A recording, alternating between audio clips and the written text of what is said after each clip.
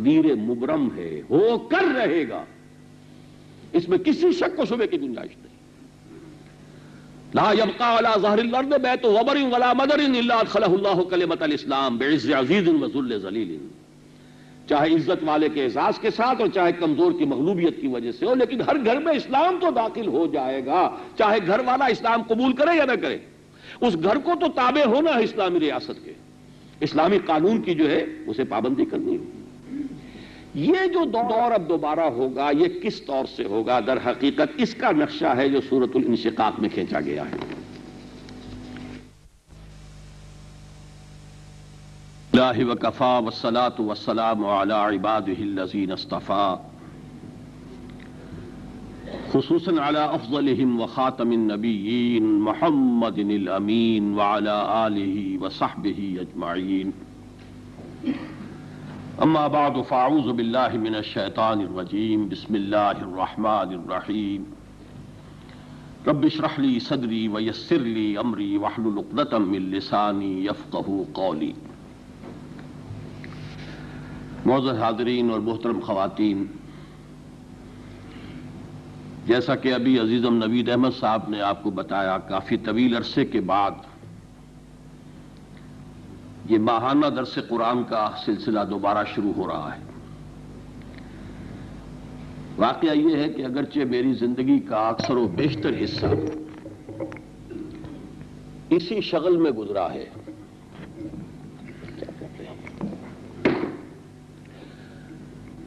درس و تدریس قرآن، تعلیم و تعلم قرآن، میری زندگی کا اکثر و بیشتر حصہ اسی کام میں صرف ہوا ہے۔ خاص طور پر سن 65 کے بعد سے لے کر تو مسلسل لگ بھگ 30 برس تک یہ کام بہت ہی تسلسل کے ساتھ جاری رہا۔ البتہ پچھلے کچھ سالوں سے اس میں خاصا بڑا گیپ آیا ہے، اس میں کچھ دوسرے عوامل کے علاوہ میری صحت کو بھی دخل تھا، گھٹنوں میں تکلیف بڑھتی چلی گئی، دقت جو ہے وہ ناقابل برداشت ہو رہی تھی۔ بہرحال اب جب میں نے پچھلے سال اس کا آپریشن کرایا ہے تو اس کے بعد سے میں بہتر محسوس کر رہا ہوں، لیکن اس طرح کی کسی محفل میں ایک عجیب سی کیفیت کا احساس ہو رہا ہے۔ ایک شعر ہے کہ جو شاید میری اس کیفیت کی صحیح ترجمانی کر سکے کہ روداد چمن اس طرح سنتا ہوں قفس میں، جیسے کبھی آنکھوں سے گلستان نہیں دیکھا۔ آج مجھے اس محفل کا انداز ایسے ہو رہا ہے کہ شاید بالکل کوئی نیا کام میں کر رہا ہوں، بہت کوئی ایک نئی سی مصروفیت ہے کہ جو میرے سامنے ہے اس وقت۔ بہرحال اللہ کا نام لے کر اس سلسلے کو دوبارہ شروع کر رہے ہیں۔ ہمارا کام محنت اور کوشش ہے اسے پایہ تکمیل تک پہنچانا، اس میں تسلسل کا برقرار رکھنا، اس میں تاثیر کا پیدا کرنا، یہ سب اللہ کے اختیار میں ہے۔ آج میں درس بھی یہ سوچ رہا تھا کس مقام سے دوں۔ میں نے اپنی دعوت قرآنی کے لیے جس منتخب نصاب کو، مطالعہ قرآن حکیم کا منتخب نصاب جسے بنیاد بنایا تھا، اس پر تو میں درس بہت مرتبہ دے چکا ہوں۔ چنانچہ اس کے مختصر دروس بھی اور بڑے مطول دروس بھی ریکارڈڈ ہیں، آڈیو میں، ویڈیو میں۔ پھر یہ کہ الحمدللہ تسلسل کے ساتھ قرآن حکیم کا ایک مرتبہ مکمل درس تفصیل کے ساتھ، اور کئی مرتبہ دورہ ترجمہ قرآن رمضان مبارک کے دوران تراویح کی نماز کے ساتھ، یہ بھی اللہ کا شکر ہے میں کر چکا ہوں، لگ بھگ 10 مرتبہ تو میں نے کیا ہے۔ لیکن اب جو نیا سلسلہ شروع ہو رہا ہے تو اب اس کے لیے کیا انتخاب کروں، یہ میرے لیے ابھی ایک مسئلہ ہے۔ خاص طور پر آج میں نے ایک ایسے مقام کا انتخاب کیا ہے کہ جس کا درس تو شاید بہت ہی شاذ کبھی دیا گیا ہو۔ عام طور پر نمازوں میں بھی اس مقام کو پڑھا نہیں جاتا۔ اس کی وجہ یہ ہے کہ اس میں ایک آیت سجدہ آتی ہے۔ اب ظاہر بات ہے کہ تراویح کے دوران تو پڑھنا ہوتا ہے قرآن، اس میں سجدوں کی اطلاع بھی بر وقت دے دی جاتی ہے کہ سجدے کریں گے، لیکن یہ کہ عام فرض نمازوں میں یہی احتیاط رہتی ہے کہ ان صورتوں کو یا ان آیات کو نہ پڑھا جائے کہ جن میں آیت سجدہ آ رہی۔ لیکن بہرحال میں نے آج سورہ انشقاق کے بارے میں طے کیا ہے، اور نہ صرف یہ کہ اس سورہ مبارکہ کا انشاءاللہ درس ہوگا، بلکہ اس کے ساتھ ہی سورہ بلد کی ابتدائی 4 آیات اور سورہ مدثر کے درمیان سے 6 آیات، وہ بھی گویا کہ کیونکہ اس سورہ مبارکہ کے جو 2 حصے بڑے بنتے ہیں سورہ انشقاق کے، جیسے کہ ایک اصول ہے قرآن کا تفسیر کا، القرآن یفسر بعضہ بعضا، قرآن کا ایک حصہ دوسرے حصے کی تفسیر کرتا ہے۔ تو اس سورہ مبارکہ کے 2 حصوں کی تشریح اور تفسیر کے حوالے سے سورہ بلد کی ابتدائی 4 آیات اور سورہ مدثر کے درمیان سے 6 آیات کا بھی انشاءاللہ درس ہوگا۔ اب میں پہلے اس سورہ مبارکہ کی تلاوت کر رہا ہوں۔ یہ مسئلہ جان لیجئے کہ اس وقت اگر ہم سجدہ نہیں کر سکتے، آپ لوگ کرسیوں پر بیٹھے ہوئے، تو یہ سجدہ بعد میں کیا جا سکتا ہے، اس میں کوئی جو ہے تاخیر میں کوئی قباحت نہیں ہے۔ اعوذ باللہ من الشیطان الرجیم، بسم اللہ الرحمن الرحیم۔ اذا السماء انشقت واذنت لربها وحقت وإذا الأرض مدت وألقت ما فيها وتخلت وأذنت لربها وحقت يا أيها الإنسان إنك كادح إلى ربك كدحا فملاقيه فأما من أوتي كتابه بيمينه فسوف يحاسب حسابا يسيرا وينقلب إلى أهله مسرورا وَأَمَّا مَنْ أُوتِيَ كِتَابَهُ وَرَاءَ ظَهْرِهِ فَسَوْفَ يَدْعُو ثُبُورًا وَيَصْلَىٰ سَعِيرًا إِنَّهُ كَانَ فِي أَهْلِهِ مَسْرُورًا إِنَّهُ ظَنَّ أَن لَّن يَحُورَ بَلَىٰ إِنَّ رَبَّهُ كَانَ بِهِ بَصِيرًا فَلَا أُقْسِمُ بِالشَّفَقِ وَاللَّيْلِ وَمَا وَسَقَ وَالْقَمَرِ إِذَا اتَّسَقَ لَتَرْكَبُنَّ طَبَقًا عَن طَبَقٍ فَمَا لَهُمْ لَا يُؤْمِنُونَ وَإِذَا قُرِئَ عَلَيْهِمُ الْقُرْآنُ لَا يَسْجُدُونَ بَلِ الَّذِينَ كَفَرُوا يُكَذِّبُونَ وَاللَّهُ أَعْلَمُ بِمَا يُوعُونَ فَبَشِّرْهُم بِعَذَابٍ أَلِيمٍ إِلَّا الَّذِينَ آمَنُوا وَعَمِلُوا الصَّالِحَاتِ لَهُمْ أَجْرٌ غَيْرُ مَمْنُونٍ صدق اللہ العظیم۔ رب اشرح لي صدري ويسر لي امري واحلل عقدة من لساني يفقهوا قولي اللهم ربنا الهمنا رشدنا واعذنا من شرور انفسنا اللهم ارنا الحق حقا وارزقنا اتباعه وارنا الباطل باطلا وارزقنا اجتنابه اللهم وفقنا لما تحب وترضى آمین یا رب العالمین۔ ابھی جو میں نے تلاوت کی سورہ انشقاق، آپ نے اندازہ کیا ہوگا کہ اس کے 2 حصے بالکل نمایاں ہیں۔ چنانچہ ایک مضمون تکمیل کو پہنچ کر پھر دوبارہ ایک نئے جوش و خروش کے ساتھ مضمون شروع ہوتا ہے۔ اس طرح کا انداز جو ہے قرآن مجید میں متعدد صورتوں میں ہے۔ عام طور پر جو قسمیں آتی ہیں قرآن حکیم کی صورتوں میں وہ ابتدا میں ہوتی ہیں، لیکن یہ کہ کہیں کہیں آپ نے دیکھا کہ بعض صورتیں ایسی ہیں کہ جن میں پھر درمیان میں پھر اللہ تعالیٰ قسمیں کھاتا ہے اور وہاں سے گویا کہ ایک ٹرن ہوتا ہے، نئی بات جو ہے بڑے ایک نئے جوش کے ساتھ اہتمام کے ساتھ کہی جا رہی ہے۔ اس سورہ مبارکہ کے آغاز میں جو بات کہی گئی ہے اس کے لیے اصل میں تمہیداً سمجھنا ضروری ہے سورہ بلد کی ابتدائی 4 آیات کو۔ لا اقسم بهذا البلد وانت حل بهذا البلد ووالد وما ولد لقد خلقنا الانسان فی کبد۔ نہیں، میں قسم کھاتا ہوں اس شہر کی۔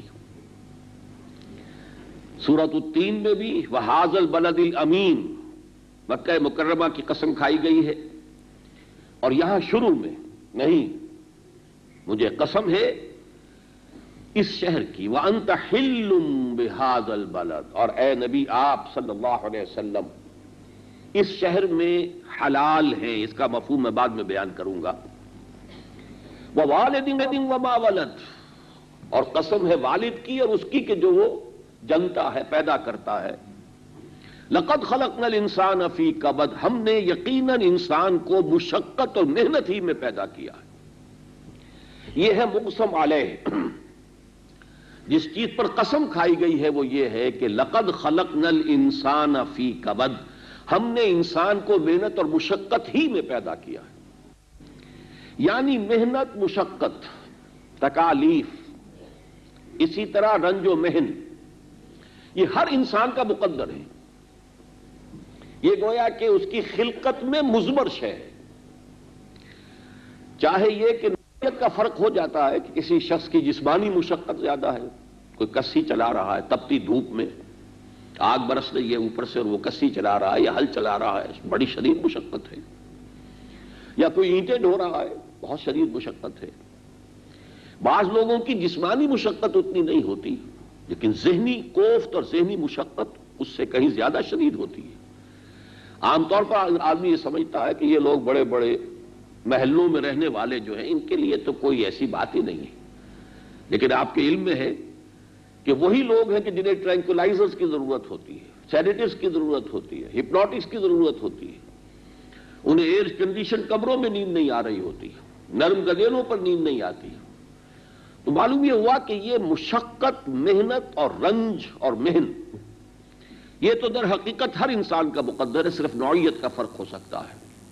اس سے مفر کسی کو نہیں، کوئی بھی شخص اس سے بری نہیں۔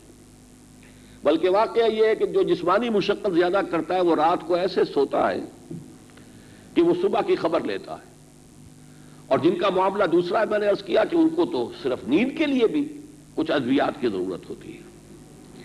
غالب نے اس کی نقشہ کشی کی ہے اپنے ایک شعر میں کہ قید حیات و بند غم اصل میں دونوں ایک ہیں، موت سے پہلے آدمی غم سے نجات پائے کیوں؟ یہ غم اور رنج اور محن یہ تو انسان کا مقدر ہے، اور زندگی کے ساتھ ساتھ اس کا سلسلہ چلے گا، موت سے پہلے یہ سلسلہ منقطع نہیں ہو سکتا۔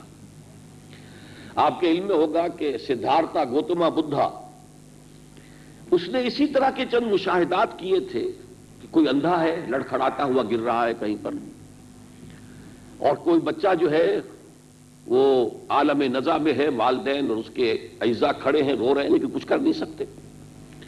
تو سوال آیا کہ یہ دکھ کیوں ہے، انسان کا مقدر کیوں ہے؟ چنانچہ اس کے ہاں جو اس کا فلسفہ ہے، اس کا مرکزی مضمون جو ہے سروم دکھم، آل از پین، آل از ایگنی، یہ کرب ہی کرب ہے دنیا کے، نہیں کیوں ہے اور اس سے نجات کی کوئی شکل ہے یا نہیں؟ یہ سوال تھا جو پیدا ہوا تھا اس کے ذہن میں۔ تو آپ غور کیجئے کہ کپل وستو کا شہزادہ تھا، این جوانی، پرائم ریوتھ جس کو کہنا چاہیے، 30 برس کی عمر میں، اور جوان بیوی کو سوتا ہوا چھوڑ کر اور شیرخوار بچے کو چھوڑ کر وہ نکل گیا کہ پہلے میں اس گتھی کو سلجھاؤں گا کہ یہ ہے کیا، سبب کیا ہے۔ بہرحال یہ دکھ واقعہ یہ ہے، ایک اعتبار سے تو یہ دکھ اور یہ رنج اور غم اور یہ مشقت اور محنت جو ہے تو ہم حیوانات کی طرح دیکھتے ہیں کہ ان کے اندر بھی یہ ساری مشقتیں تو ہیں۔ کوئی جانور جو ہے وہ لدو اونٹ ہے، کوئی بار برداری کا جانور ہے، کوئی اور ہے جس سے کہ آپ نے کولو میں جوت لیا ہے، لیکن واقعہ یہ ہے کہ ان کے لیے جسمانی مشقت تو ہے، وہ جو ایک صدمہ پہنچتا ہے انسان کو۔ کبھی کسی دوست نے ایسی بات کہہ دی جس سے توقع ہی نہیں تھی، اور اب جو کچھ کیفیت گزر رہی ہوتی ہے انسان کے اوپر اس کے طرز عمل کی وجہ سے، وہ کسی حیوان کو یہ معاملہ پیش نہیں آتا۔ وہ بیٹا جس کو بڑے ہی ارمانوں کے ساتھ پالا پوسا تھا، ایک خاص وقت میں آ کے کھڑا ہو کر گستاخی کرتا ہے سینہ تان کر، تو جو بیتتی ہے اس بوڑھے باپ پر وہ کسی حیوان پر نہیں بیتتی۔ کہ میں نے تو سمجھا تھا یہ میرے ہی وجود کا تسلسل ہے، میں نے تو اس طرح اپنے آپ کو اس میں اپنے آپ کو انویسٹ کر دیا تھا، لیکن آج یہ کھڑا ہو کر سینہ تان کر میرے سامنے جو ہے گستاخی کا انداز اختیار کر رہا ہے۔ تو یہ ساری چیزیں انسان کا مقدر ہے۔ اس پر جو قسمیں کھائی گئیں، لا اقسم بہذا البلد، سب سے پہلے تو مکے کی سرزمین، کہ وہاں واقعتاً یہ ہے کہ زندگی کا گزارنا دوسری جگہوں کے مقابلے میں زیادہ مشقت طلب تھا۔ بواد غیر ذی زرع، وہاں کچھ پیدا ہوتا ہی نہیں، پیداوار ہے ہی نہیں، زراعت ہے ہی نہیں، لہذا زندگی زیادہ سخت تھی۔ پھر وہ انت حل بہذا البلد، اور اے نبی آپ اس شہر میں حلال ہیں۔ اب حلال کا ایک مفہوم یہ بھی ہے کہ آباد ہیں، مقیم ہیں۔ چنانچہ جو حضرات قرآن کی قسموں میں عظمت کا پہلو تلاش کرتے ہیں، انہوں نے اس معنی میں لیا کہ ایک عظمت ہے قرآن اس کی مکہ مکرمہ کی، اور وہ عظمت دوبالا ہو گئی ہے کہ محمد رسول اللہ صلی اللہ علیہ وسلم اس وقت اس میں بنفس نفیس موجود ہے۔ لیکن عام طور پر اس کا مفہوم دوسرا لیا گیا ہے، اور مجھے بھی وہ دوسرا ہی پسند ہے، کہ اگرچہ یہ بلد الحرام ہے، یہاں کسی تنکے کو توڑنے کی بھی اجازت نہیں، کسی حیوان کو کوئی تکلیف پہنچانے کی اجازت نہیں، لیکن اے نبی صلی اللہ علیہ وسلم اس وقت یہاں کے لوگوں نے آپ کو تکلیف پہنچانا، آپ کو کوفت پہنچانا، یہ گویا کہ اپنے لیے حلال کر لیا ہے۔ آپ کی عزت، آپ کا وقار، آپ کی حیثیت اس کو مجروح کرنے کے اوپر تلے ہوئے۔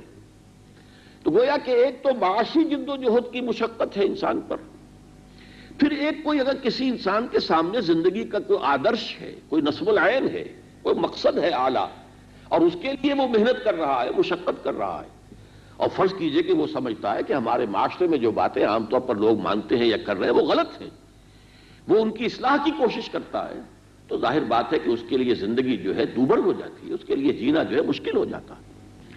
تیسری قسم کھائی ووالد وما ولد، ایک تو اپنا پیٹ پالنا ہے، اس کے لیے مشقت ہے، اور یہ جو سلسلہ ہے توالد و تناسل کا کہ آپ کہ اولاد ہے، اولاد کی پرورش کرنی ہے، اس کا بھی پیٹ پالنا ہے، اب ان کی طرف سے آنے والے مسائل ہیں، بچہ بیمار ہو گیا ہے، اس کی کوئی اور تکلیف ہے، پھر یہ کہ اس کی تعلیم کا مسئلہ شروع ہوا ہے تو اس کے مسائل ہیں، یہ سارے مشقت در مشقت۔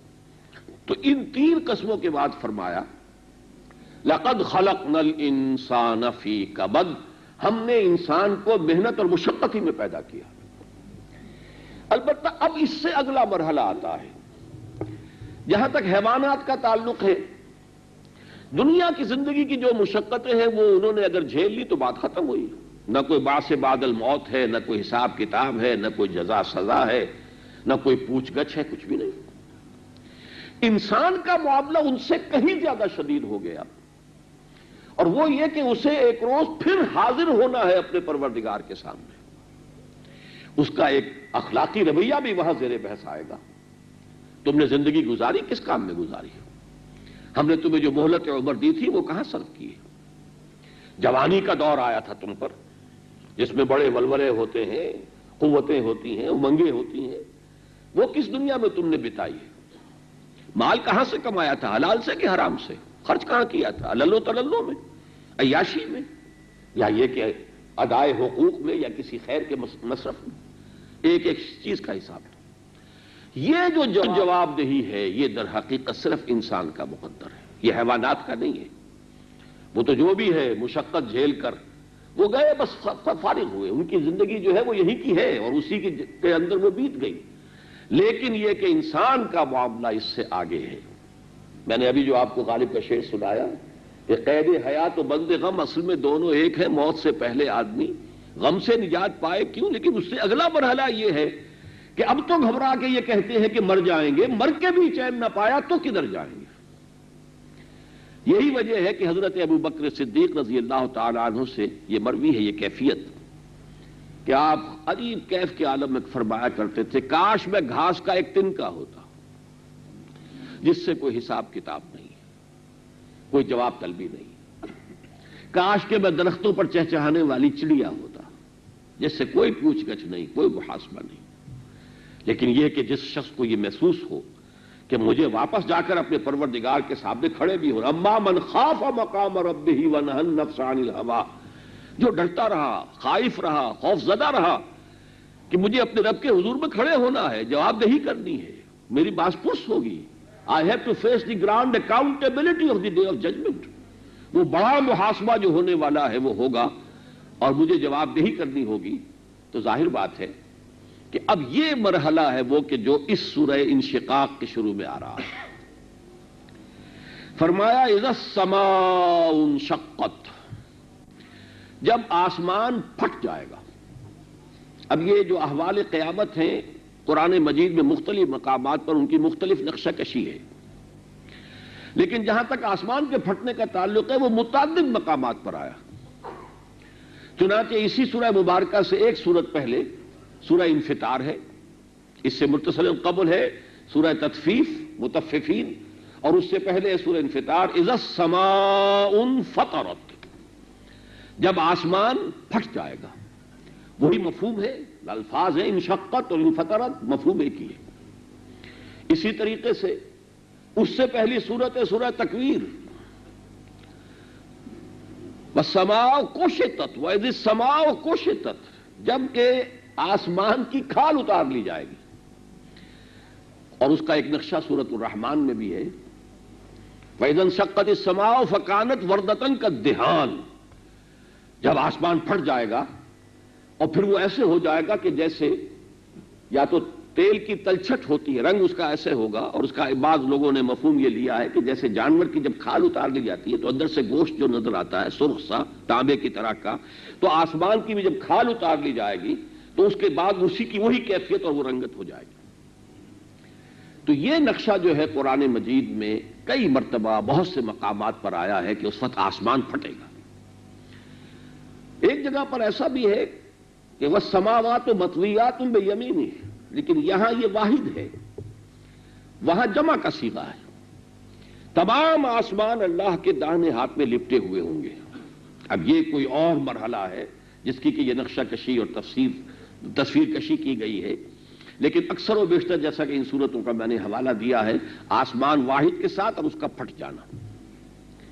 اذا السماء انشقت واذنت لربها وحقت، اور وہ اپنے رب کی بات کو سنے گا اور تسلیم کرے گا، اور یہی اس کے لیے اس کے شایان شان ہے، یہی اس کے لیے زیبا ہے.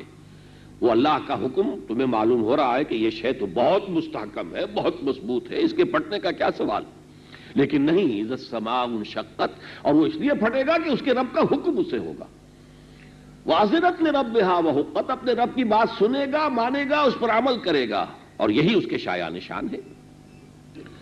وَإِذَا الْأَرْضُ مُدَّتْ، اور جب زمین کو کھینچ دیا جائے گا. اب یہ دوسرا ہے معاملہ احوال قیامت کے ضمن میں، جس کا کہ سورۃ الفجر میں نقشہ جو ہے وہ بہت ہی واضح کھینچا گیا ہے. كَلَّا إِذَا دُكَّتِ الْأَرْضُ دَكًّا دَكًّا وَجَاءَ رَبُّكَ وَالْمَلَكُ صَفًّا صَفًّا، جب اس زمین کو کوٹ کوٹ کر چپٹا کر دیا جائے گا اور آ جائے گا آپ کا پروردگار بھی اور فرشتے بھی صفے باندھے ہوئے. معلوم ایسا ہوتا ہے کہ جو میدان حشر ہے وہ اسی سرزمین پر ہے، اسی زمین پر ہوگا، قصہ زمین برسر زمین طے ہوگا. اللہ تعالیٰ نزول اجلال فرمائیں گے. اب یہ بات بلا کیف ہم کہیں گے، اللہ کا اترنا نازل ہونا یہ بڑا پرانا مسئلہ بھی ہمارے ہاں چلا آ رہا ہے، لیکن اس میں کوئی شک و شبے کی گنجائش نہیں کہ جب الفاظ استعمال ہوئے ہیں تو کوئی بات تو ہوگی. اللہ کا نزول ہوگا، اللہ آئے گا، کیسے آئے گا یہ ہم نہیں جانتے. وَجَاءَ رَبُّكَ وَالْمَلَكُ صَفًّا صَفًّا، یہ سامنے مت آئے، سامنے نہیں، سائٹ پر رہیے، تو اس طرح تو رکاوٹ ہو جائے گی لوگ. اس حوالے سے كَلَّا إِذَا دُكَّتِ الْأَرْضُ دَكًّا دَكًّا وَجَاءَ رَبُّكَ وَالْمَلَكُ صَفًّا صَفًّا وَجِيءَ يَوْمَئِذٍ بِجَهَنَّمَ، اور اس دن جہنم بھی لے آئی جائے گی. یہاں جو الفاظ آئے ہیں اس پر غور کیجئے. وَإِذَا الْأَرْضُ مُدَّتْ، مدّ یمد کھینچ دینا. اب یہ کہ آج تو ہمارے سامنے یہ تصور موجود ہے کہ زمین گول ہے. ظاہر بات ہے کہ اس کو اگر کھینچا جائے گا، اس کی تنابیں کھینچی جائیں گی تو جو اس کی پیٹ میں ہے وہ خود ہی باہر نکلے گا. کرمچ کی کوئی گیند جو ہے گول ہے، لیکن یہ کہ اگر آپ اسے کھینچ دیں گے تو ظاہر بات ہے کہ اس کے بطن میں جو کچھ ہے وہ سامنے آ جائے گا. اور میرے نزدیک واللہ عالم جہنم در حقیقت اسی زمین کے اندر سے برآمد ہوگی. یہ لاوے بے تحاشا جو اندر پک رہے ہیں، جن کی آپ حرارت کا کوئی تصور نہیں کر سکتے، وہ تو کوئی آتش فشاں پھٹتا ہے تو معلوم ہوتا ہے کہ زمین کے پیٹ کے اندر کیا قیامت ہے. کھینچ دی جائے گی. اور اس کھینچ دانے کا ایک اور نقشہ کھینچا گیا ہے سورہ طٰہٰ میں، لا تری فیہا عوجا ولا امتا، ایسی چپٹی کر دی جائے گی، نہ اس میں کوئی کجی ہوگی، نہ کوئی ابھار ہوگا، نہ کوئی ٹیلا، نہ کوئی پہاڑ. پوری زمین کھینچ کر اور بالکل سیدھی سپاٹ کر دی جائے گی. اچھا کیوں کر دی جائے گی؟ یہ احادیث میں آتا ہے. اس لیے کہ تمام انسان جو بھی اس زمین پر رہے، کبھی حضرت آدم سے لے کر اور آخری انسان تک جو بھی قیامت سے قبل یہاں ہوگا، ظاہر بات ہے اسی زمین کے پیٹ میں ہے، اسی میں دفن ہوئے ہیں۔ منہا خلقناکم فیہا نعیدکم ومنہا نخرجکم تارۃ اخری، اسی کی کرس سے، اسی کی زمین سے، اسی کی مٹی سے تمہارے یہ جسم بنائے گئے، تمہارا حیوانی اور جسمانی وجود یہیں سے آیا ہے، اور اسی میں ہم تمہیں لوٹا جائیں گے، پھر اسی میں سے نکال لیں گے۔ لہذا وہ سب جو ہے باہر آئیں گے اور سب کے سب ایک وقت کھڑے ہوں گے۔ تو حضور کی ایک حدیث میں الفاظ آئے ہیں کہ بس یہ ساری زمین چپٹی ہو کر اور بہت پھیل کر اور کھنچ کر بھی، اب ہم نہیں کہہ سکتے کتنے ہزار برس ہیں حضرت آدم سے لے کر اور دنیا کے آخری انسان تک، وہ تمام انسان جب آئیں گے تو بس بمشکل ہر انسان کو کھڑے ہونے کی جگہ ملے گی، بس پوری زمین بھر چکی ہو۔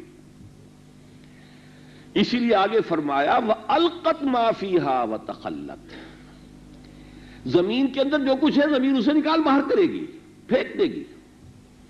اور ظاہر بات ہے کہ اس میں سب سے زیادہ پیش نظر جو ہے وہ انسان ہے۔ اب چاہے وہ کوئی شخص زمین میں باضابطہ دفن کیا گیا، ظاہر بات ہے وہ تو مٹی ہو کر مٹی میں ملا ہی ہے، کسی کو شیر نے پھاڑ کھایا ہے، وہ شیر بھی تو مرے گا اور اس کا جسم بھی تو اسی مٹی کا جز بن جائے گا۔ لہذا جو بھی انسان یہاں رہا ہے وہ ظاہر بات ہے اس زمین کے اندر موجود ہوگا اور وہ سب کچھ نکال کر باہر ڈال دے گی۔ اسی کا نقشہ جو ہے سورۃ الزلزال میں کھینچا گیا ہے، جس کے بارے میں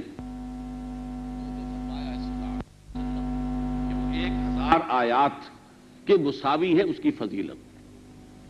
اذا زلزلت الارض زلزالها واخرجت الارض اثقالها وقال الانسان ما لها یومئذ تحدث اخبارها بان ربک اوحی لها، جس دن کی زمین ہلا ماری جائے گی جیسے کہ ہلایا جاتا ہے۔ اذا زلزلت الارض زلزالها واخرجت الارض اثقالها، اور زمین اپنے سارے بوجھ نکال کر باہر ڈال دے گی۔ وہی ہے یہ والقت ما فیہا وتخلت، جو کچھ اس کے اندر ہوگا اسے باہر ڈال دے گی اور خالی ہو جائے گی۔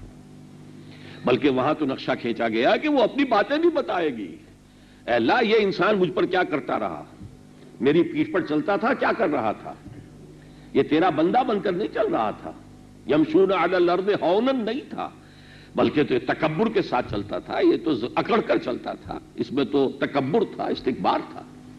تو وہ تو اللہ تعالیٰ کے حکم سے وقال الانسان ما لها، انسان کہے گا اسے کیا ہوا اس زمین کو، یہ تو ایک بے جان شے تھی، اس کے اندر تو کوئی احساس بھی نہیں تھا، لیکن یہ کہ یومئذ تحدث اخبارها بان ربک اوحی لها، وہ تو اپنی ساری باتیں بیان کرے گی، اس لیے کہ اس کے رب نے اسے وحی کر دیا ہے، اس کا حکم آ گیا ہے۔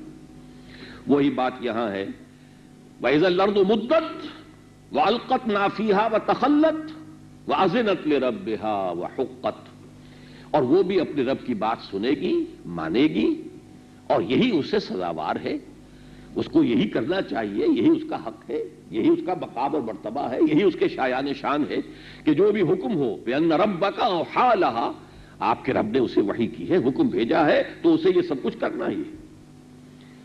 اب اس کے بعد فرمایا یا ایھا الانسان، اے انسان، انک کادح الی ربک کدحا فملاقیہ، تجھے مشقت پر مشقت جھیلتے ہوئے، تکلیفوں پر تکلیفیں برداشت کرتے ہوئے اپنے رب کی طرف کشاں کشاں جانا ہے، اور ایک دن اس کے سامنے جا کھڑے ہونا ہے۔ یہ ہے وہ جس کو میں المیہ اگر کہوں، انسانی المیہ، ہیومن ٹریجڈی جو ہے اس کا نقطہ عروج، کہ حیوانات نے مشقتیں جھیل لیں، مصیبتیں برداشت کر لیں، جو تھا زندگی بیت گئی، لیکن یہ ہے کہ ان کے لیے کوئی محاسبہ نہیں، کوئی جواب دہی نہیں، کوئی رسپانسبلٹی نہیں، کوئی اکاؤنٹیبلٹی نہیں۔ لیکن یہاں تو یہ ہے کہ اب انسان کو حساب دینا ہے۔ انک کادح الی ربک کدحا، کدح کے معنی بھی وہی ہے، لقد خلقنا الانسان فی کبد، ہم نے انسان کو مشقت ہی میں پیدا کیا ہے، اور یہاں بھی جو فرمایا انک کادح الی ربک کدحا، یہ تکلیفیں جھیلتے ہوئے، یہ مصیبتیں برداشت کرتے ہوئے، یہ رنج و محن جو ہے ان کو جھیلتے ہوئے بالآخر تمہیں اپنے رب کے حضور میں حاضر ہونا ہے۔ یہ ہے در حقیقت قرآن مجید کا وہ مرکزی نقطہ جو کہ نبی کی دعوت کا نقطہ آغاز بنتا ہے۔ نبی ابتدا میں کسی انقلاب کا نام نہیں لیتا، بالکل نہیں. وہ تو سب سے پہلے انذار کرتا ہے، یا ایھا المدثر قم فانذر، اے لحاف پر لپٹ کر لیٹنے والے کھڑے ہو جاؤ اور خبردار کرو انہیں. یہ شاہ سمجھ رہے ہیں کہ جیسے دوسرے حیوان ہیں بس مرتے ہیں، مر کھپ گئے، ختم ہو گئے. شاید انہوں نے اپنے بارے میں بھی یہی سمجھا ہے.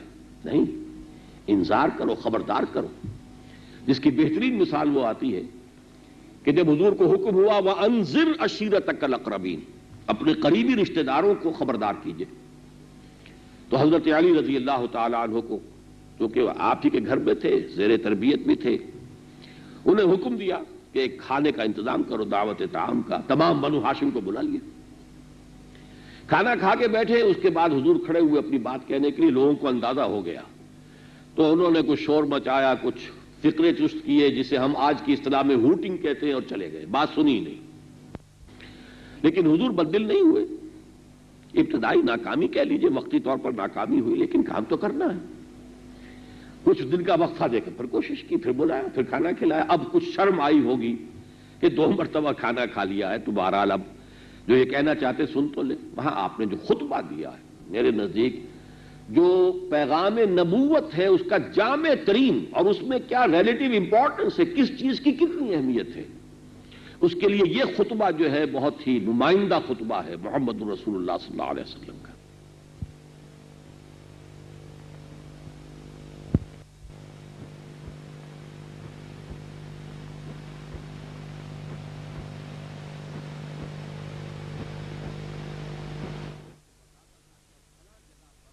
کچھ پانی بھی ہے، کچھ چارہ بھی ہے اونٹوں کے لیے، تو اگلا پڑاؤ وہاں ہوگا.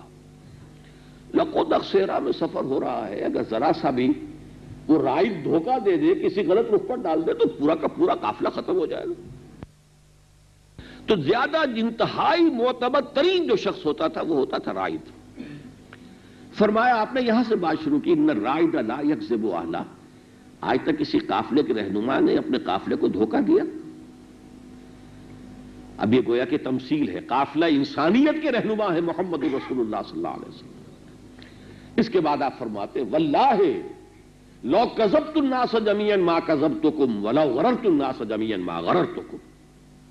خدا کی قسم اگر بالفرض میں تمام انسانوں سے جھوٹ بول سکتا تب بھی کبھی آپ لوگوں سے جھوٹ نہ بولتا. You are my kith and kin. آپ تو میرے اپنے خاندان کے لوگ ہیں، میری برادری ہے، میرا گھرانہ ہے. بنو ہاشم تو گھرانہ تھا نا. اگر میں بالفرض تمام انسانوں سے جھوٹ بول سکتا تب بھی کبھی آپ سے نہ بولتا. وَلَوْ غَرَرْتُ النَّاسَ جَمِيعًا مَا غَرَرْتُكُمْ. اور اگر تمام نوع انسانی کو دھوکہ دے دا تب بھی کبھی آپ کو دھوکہ نہ دیتا. یہ تمہید ہوئی. اس کے بعد فرمایا وَاللَّهِ الَّذِي لَا إِلَٰهَ إِلَّا هُوَ. اس اللہ کی قسم کے جس کے سوا کوئی الہ نہیں. إِنِّي لَرَسُولُ اللَّهِ إِلَيْكُمْ خَاصَّةً وَإِلَى النَّاسِ كَافَّةً. میں اللہ کا رسول ہوں آپ لوگوں کی طرف بالخصوص اور پوری نوع انسانی کی طرف بالعموم. اب آپ نے دیکھا کہ ایک ایک جملے میں توحید اور رسالت کو حضور نے ایک ایک جملے میں لے لیا ہے. واللہ الذی لا الہ الا ہو. اس اللہ کی قسم جس کے سوا کوئی الہ نہیں. توحید ہو گئی. انی لرسول اللہ الیکم خاصۃ والی الناس کافۃ. میں یقیناً اللہ کا رسول ہوں آپ لوگوں کی طرف بالخصوص اور پوری نوع انسانی کی طرف بالعموم. رسالت ہو گئی. لیکن اب آخرت کا تذکرہ دیکھیے کس تفصیل سے آپ کر رہے ہیں. واللہ لتموتن کما تنامون. خدا کی قسم تم سب پر موت وارد ہوگی جیسے روزانہ رات کو سو جاتے ہو. ثم لتبعثن کما تستيقظون. پھر لازماً اٹھا لیا جائے گا تم سب کو جیسے کہ روزانہ صبح کو بیدار ہو جاتے ہو. بہترین تمثیل ہے یہ موت کی نیند اور یہ روزانہ کی نیند، یہ آپس میں بہنے ہیں. قرآن مجید میں تو نقشہ بھی کھینچا گیا ہے. اور اسی لیے جو مسنون دعا ہے، صبح آنکھ کھلے تو جو دعا، جو الفاظ آ جانے چاہیے زبان پر، وہ کیا ہے؟ الحمدللہ الذی احیانی بعد ما اماتنی والیہ النشور. کل شکر کل تعریف اس اللہ کی ہے جس نے مجھے دوبارہ زندہ کیا اس کے بعد کہ مجھ پر موت طاری ہو گئی تھی. اب آپ اندازہ کیجیے اگر اللہ کا ایک بندہ روزانہ صبح کو اٹھے اور یہ الفاظ اس کی زبان پر آ جائیں تو جب وہ حشر کے دن اٹھے گا تو خود بخود اس کی زبان سے یہ الفاظ نکل رہے ہوں گے. یہ گویا کہ اسی کا ریہرسل ہے کہ جو ہمیں کرنے کی حضور نے صلی اللہ علیہ وسلم تلقین فرما دی. الحمدللہ الذی احیانی بعد ما اماتنی والیہ النشور. تو واللہ لتموتن کما تنامون ثم لتبعثن کما تستيقظون ثم لتحسبن بما تعملون. پھر تمہارا حساب کتاب ہوگا، جو کچھ تم کر رہے ہو اس کی جواب دہی کرنی ہوگی. اب اس کے لیے میں وہ حدیث آپ کو سنا دوں، اس کا ایک ہلکا سا نقشہ جو حدیث میں آیا ہے، لن تزول قدم ابن آدم حتی یسأل عن خمس. ابن آدم کے قدم ہل نہیں سکیں گے جب وہ کھڑا ہوگا اللہ کے سامنے، اور ایک ایک آدمی جائے گا، اس کا نقشہ بھی سامنے آ جائے گا آپ کے، ایک ایک جائے گا، پیشی ہوگی، پھر واپس آئے گا، اگلا جائے گا. اس لیے کہ یہ تو سورہ مریم میں فرمایا گیا کلہم آتی ہے یوم القیامت فردا. محاسبہ اخروی انفرادی ہے، اجتماعی نہیں ہے. قوموں کا حساب کتاب دنیا میں ہوتا ہے. اقبال نے جو کہا ہے نا کہ فطرت افراد سے اغماز بھی کر لیتی ہے، نہیں کرتی کبھی ملت کے گناہوں کو معاف. وہ ملت کا گناہ جو ہے اس کی سزا دنیا میں ملتی ہے، وہاں پر تو اجتماعی سزا کا تو کوئی سوال ہی نہیں. وہاں تو ہر ایک کی پیشی انڈیویجول، کلہم آتی ہے یوم القیامت فردا، ایک فرد کی حیثیت سے آئے گا اور وہ فرد اپنا حساب پیش کرے گا. اللہ نے اسے کیا دیا، کیا مواقع دیے اور اس نے کیا کیا. ظاہر بات ہے ہر شخص کا معاملہ مختلف ہے. مجھے اللہ نے کیا جینز دیے تھے جس سے جب میرا جسم وجود میں آیا ہے، آپ کو کوئی اور جینز دیے ہیں، اللہ کو معلوم ہے اس نے کیا گیون جو میرے لیے اللہ کی طرف سے، وہ اللہ کے علم میں. پھر مجھے اللہ نے کس ماحول میں پیدا کیا، کیا مواقع دیے، آپ کو کیا مواقع دیے، تو حساب کتاب تو ہوگا، تو ان تمام چیزوں کے ساتھ ہوگا. تو اس اعتبار سے فرمایا گیا کہ لن تزولا قدم ابن آدم، ابن آدم کے قدم ہل نہیں سکیں گے حتی یسأل عن خمس، جب تک کہ 5 چیزوں کا حساب نہ لے لیا جائے. عن عمرہ فیما افناہ، ذرا عمر کا حساب دو، کہاں یہ گواہی ہے. 80 برس دیے تھے، 70 دیے تھے، 60 دیے تھے، کہاں بتائے. وعن شبابہ فیما ابلاہ، اور خاص طور پر جوانی کا دور، اس کا حساب دو. امنگوں کا دور ہوتا ہے، ولولوں کا دور ہوتا ہے، جس میں توانائی ہوتی ہے، قوت ہوتی ہے. کس کام میں یہ سب تمام چیزیں صرف کی ہیں. وعن مالہ من این اکتسبہ وفیما انفقہ، مال کا حساب دو، کہاں سے جو کمایا تھا، جائز سے کہ ناجائز سے، حلال سے کہ حرام سے، اور کہاں خرچ کیا تھا. اور آخری سوال ہوگا ان 5 سوالوں میں سے 2 ہو گئے عمر کے بارے میں، عن عمرہ فیما افناہ وعن شبابہ فیما ابلاہ، خاص طور پر شباب کا دور. 2 مال کے بارے میں، وعن مالہ من این اکتسبہ وفیما انفقہ، اور آخری وعما عمل فیما علم، جو علم حاصل ہوا تھا اس میں عمل کتنا کیا. آدمی علم حاصل کرتا رہتا ہے، وہ سمجھتا ہے کہ میں اپنے لیے بہت بڑی کمائی کر رہا ہوں.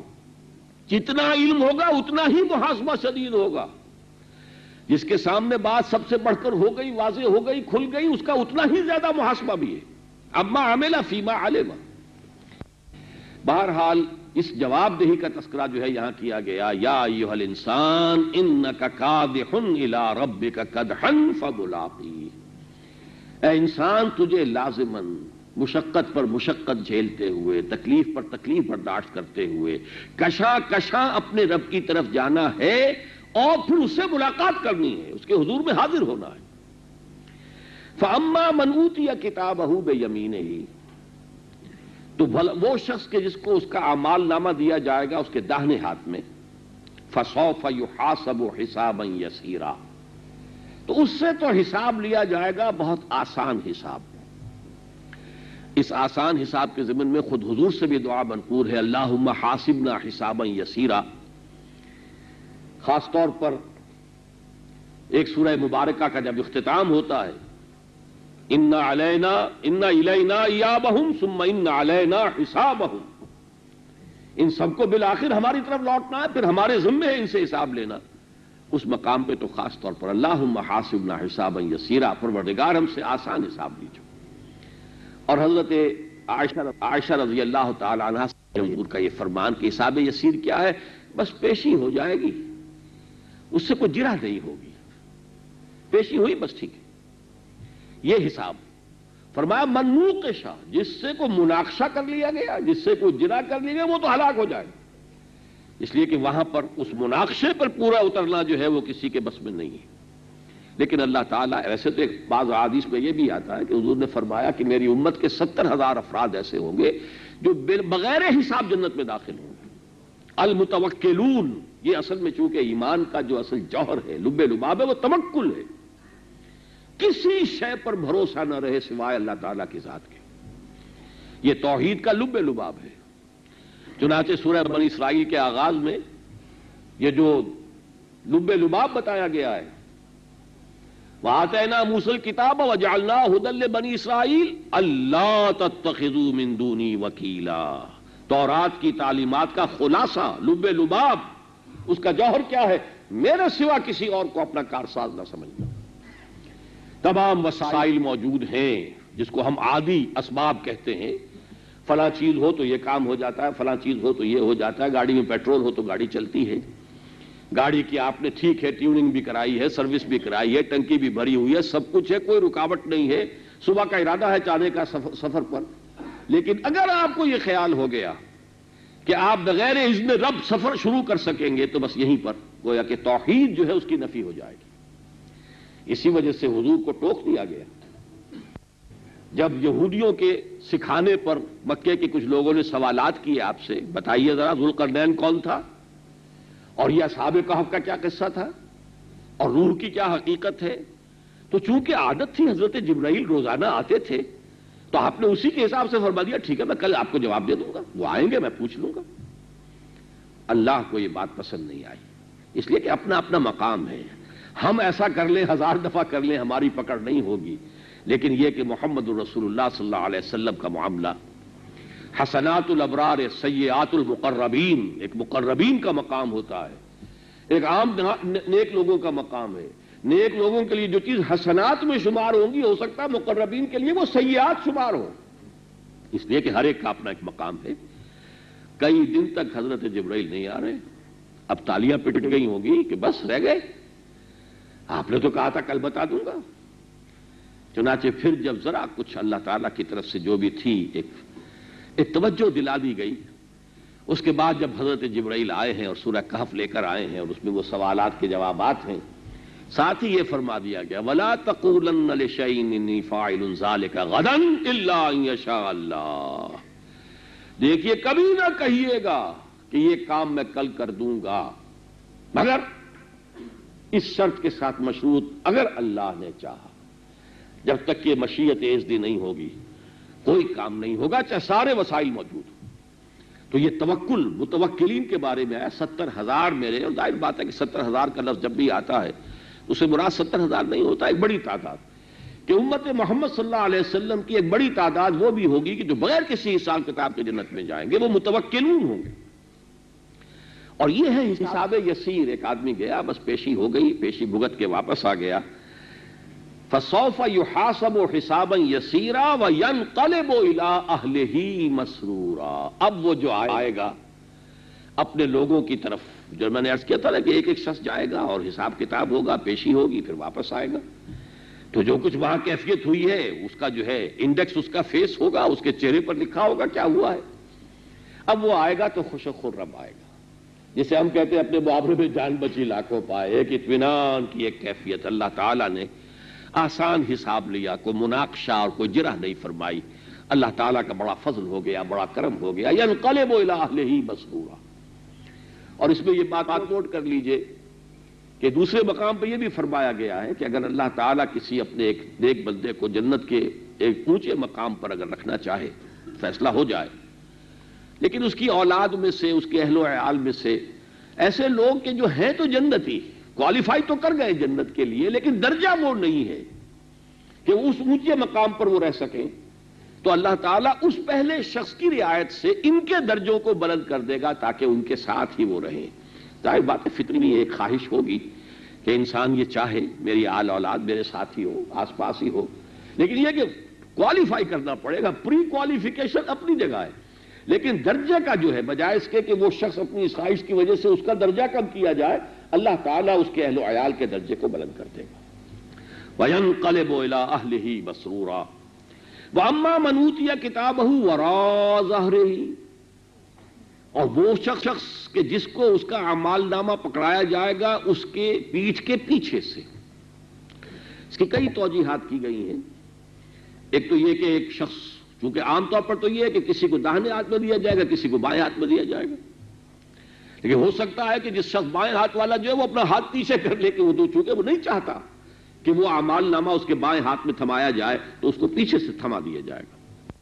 اور ایک بات یہ بھی ہے کہ وہ فرشتے بھی چاہیں گے نہیں کہ اس کا چہرہ دیکھیں، جس شخص کے ہاتھ میں پیچھے سے یا جس کے بائیں ہاتھ میں دیا جا رہا ہے اعمال نامہ، اس کو فیس کرنا پسند نہیں کریں گے، لہذا ان کے پیٹھ کے پیچھے سے پکڑا دیا جائے۔ فَسَوْفَ يَدْعُو ثُبُورًا، تو اب وہ موت کی تمنا کرے گا، کاش موت آ جائے، کاش میں نسیم منسیہ ہو جاؤں، مرائے کاش کے مادر نہ زادے، کاش مجھے میری ماں نے کبھی جنا ہی نہ ہوتا، کاش کہ میں معدوم ہو جاؤں۔ وَيَصْلَىٰ سَعِيرًا، لیکن پھر اسے داخل ہونا ہوگا جہنم میں۔ إِنَّهُ كَانَ فِي أَهْلِهِ مَسْرُورًا، یہ وہ اصل میں دنیا میں اپنے اہل و عیال میں بڑا خوش و خرم رہا تھا، اپنے بچوں کی فرمائشیں پوری کرنے کے لیے، اپنی بیویوں کی فرمائشیں پوری کرنے کے لیے حلال سے، حرام سے، جائز سے، ناجائز سے، ہر ذریعے سے کمایا تھا، اللے تللے کیے تھے، دنیا میں بڑی خوش و خرم کی زندگی گزار کے اپنے اہل و عیال کے ساتھ آیا تھا۔ اب ظاہر بات ہے کہ یہاں اس کے لیے کچھ نہیں۔ انہ کان فی اہلہ مسرورا انہ ظن ان لن یحور، اس نے یہ گمان کیا تھا کہ اسے لوٹایا نہیں جائے گا، اسے لوٹنا نہیں ہے، آنا نہیں ہے دوبارہ، پروردگار کے حضور میں حاضری نہیں ہے۔ اب یہ یحور جو ہے لوٹ کر آنا، اس میں ذہن میں رکھیے کہ لوٹ کے آنے سے مراد کیا ہے۔ یہ جو ہم کہتے ہیں انا للہ و انا الیہ راجعون، ہم اللہ ہی کے ہیں، اللہ ہی کی طرف ہم لوٹ جانے والے، تو لوٹا تو وہاں جاتا ہے جہاں سے آپ آئے ہوں۔ اس کا مطلب یہ کہ ہم آئے بھی وہیں سے ہیں، اس لیے کہ سب سے پہلے جب عالم ارواح میں ہماری تخلیق ہوئی تھی تو اس عالم ارواح میں ہم سب کے سب موجود تھے، ایک وقت موجود تھے۔ الستو بربکم قالوا بلا، جب ہم سب سے عہد لیا ہے اللہ نے، کیا میں تمہارا رب نہیں ہوں؟ اور ہم سب نے کہا تھا کیوں نہیں، ہم تسلیم کرتے ہیں تو ہمارا رب ہے۔ سب کے سب انسان موجود تھے، اور اس کے بعد ہم اپنے اپنے وقت پر اس دنیا میں آئے ہیں۔ ایک جسد حیوانی ہمیں دیا گیا، اس میں وہ روح جو تھی ہماری، جو کہیں کسی کولڈ سٹوریج میں رکھی تھی اللہ تعالیٰ نے، وہ پہلی مرتبہ پیدا کرنے کے بعد وہاں سے وہ حدیث موجود ہے حضرت عبداللہ ابن مسعود کی رضی اللہ تعالیٰ عنہ، اور اس حدیث کا خاص طور پر حضرت عبداللہ ابن مسعود نے جب تذکرہ کیا تو وہ ہوا صادق المصدوق، بہت زور دے کر کہا کہ یہ بات ہمیں بتائی اللہ کے رسول نے، اور وہ سچے ہیں، ان کی سچائی پر اللہ خود گواہ ہے۔ یعنی یہ وہ چیزیں ہیں کہ جو غیب کی باتیں ہیں، لیکن یہ کہ بتانے والے محمد رسول اللہ، لہذا کسی شک و شبے کو اپنے ذہن میں نہ آنے دینا کہ 40 دن رحم مادر میں ہر انسان جو ہے، جنین کے جو ادوار ہیں وہ نطفے کی شکل میں ہوتا ہے، پھر 40 دن علقہ، پھر 40 دن مضغہ، ثم یرسل الملک، یہ 120 دن کے بعد پھر فرشتے کو بھیجا جاتا ہے، فینفخ فیہ الروح، اور پھر وہ روح اس میں پھونک دیتا ہے۔ اصل میں بدقسمتی یہ رہی ہے ہماری کہ ہم نے سمجھا کہ اس سے مراد جان ہے، بہت بڑا مغالطہ ہے، یہ جان تو علیحدہ شے ہے، جان تو پہلا جو جرثومہ جو باپ کے اس نطفے میں گیا وہ بھی جاندار شے ہے، بڑی تیزی کے ساتھ حرکت کرتا ہے، جنہوں نے بھی بایولوجی پڑھی ہے وہ تو بہت ایکٹیو ہوتا ہے۔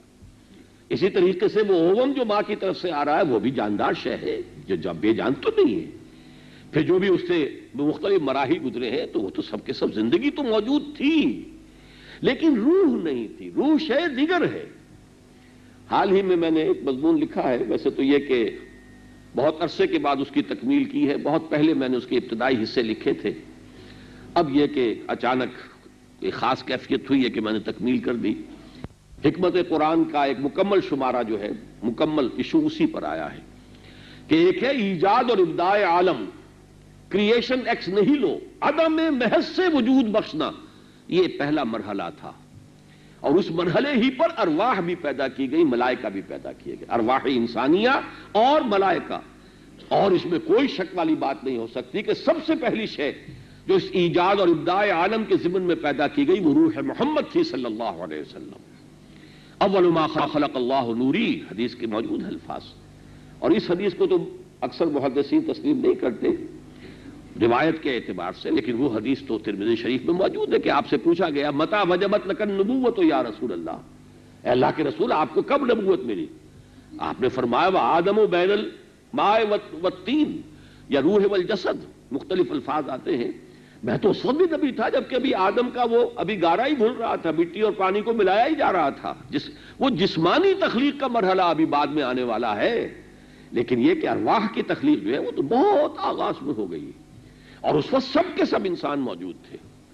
یہی وجہ ہے کہ قیامت کے ضمن میں نقشہ کھینچا جاتا ہے لَقَدْ جِئْتُمُونَا كَمَا خَلَقْنَاكُمْ أَوَّلَ مَرَّةٍ. دیکھو آ گئے ہو نا ہمارے پاس جیسے کہ ہم نے پہلی مرتبہ تمہیں پیدا کیا تھا. تو تخلیق اول مرہ تھی عالم ارواح میں. ارواح انسانی سب کی سب موجود تھی. باپ بیٹا پوتا کسی کا کوئی رشتہ تو ہے معلوم ہی نہیں. کس کی روح جو ہے کب جائے گی, کس کے بیٹے کی جسم میں جائے گی, وہ تو سب کے سب ایک وقت موجود تھے. لیکن یہ کہ پھر دوبارہ جب ہم سب کھڑے ہوں گے اللہ کے حضور میں پھر وہی بات ہو جائے گی. اب باپ بھی ہے, بیٹا بھی ہے, دادا بھی ہے, پوتا بھی ہے, پڑپوتا بھی ہے, پردادا بھی, سب کے سب موجود ہیں. لَقَدْ جِئْتُمُونَا كَمَا خَلَقْنَاكُمْ أَوَّلَ مَرَّةٍ, جیسے کہ ہم نے پہلی مرتبہ پیدا کیا تھا. یہ تخلیق جو اس دنیا میں آنے کے لیے ہماری ہوئی ہے یہ تو دوسری مرتبہ تخلیق ہے, جسمانی تخلیق.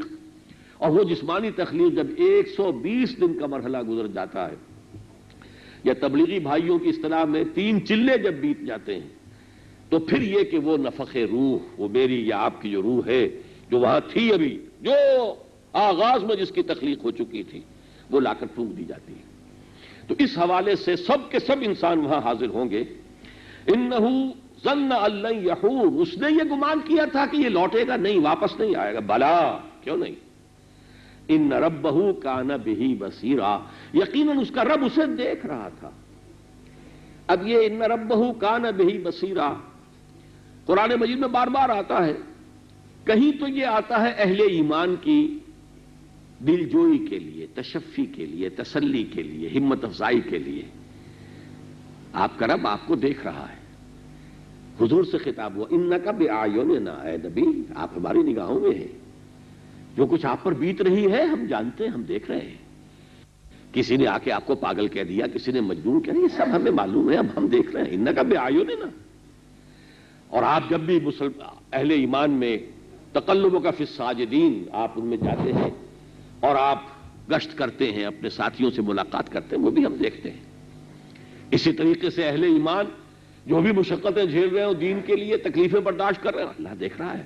اب یہاں دل جوئی ہے, میرا رب دیکھ رہا ہے.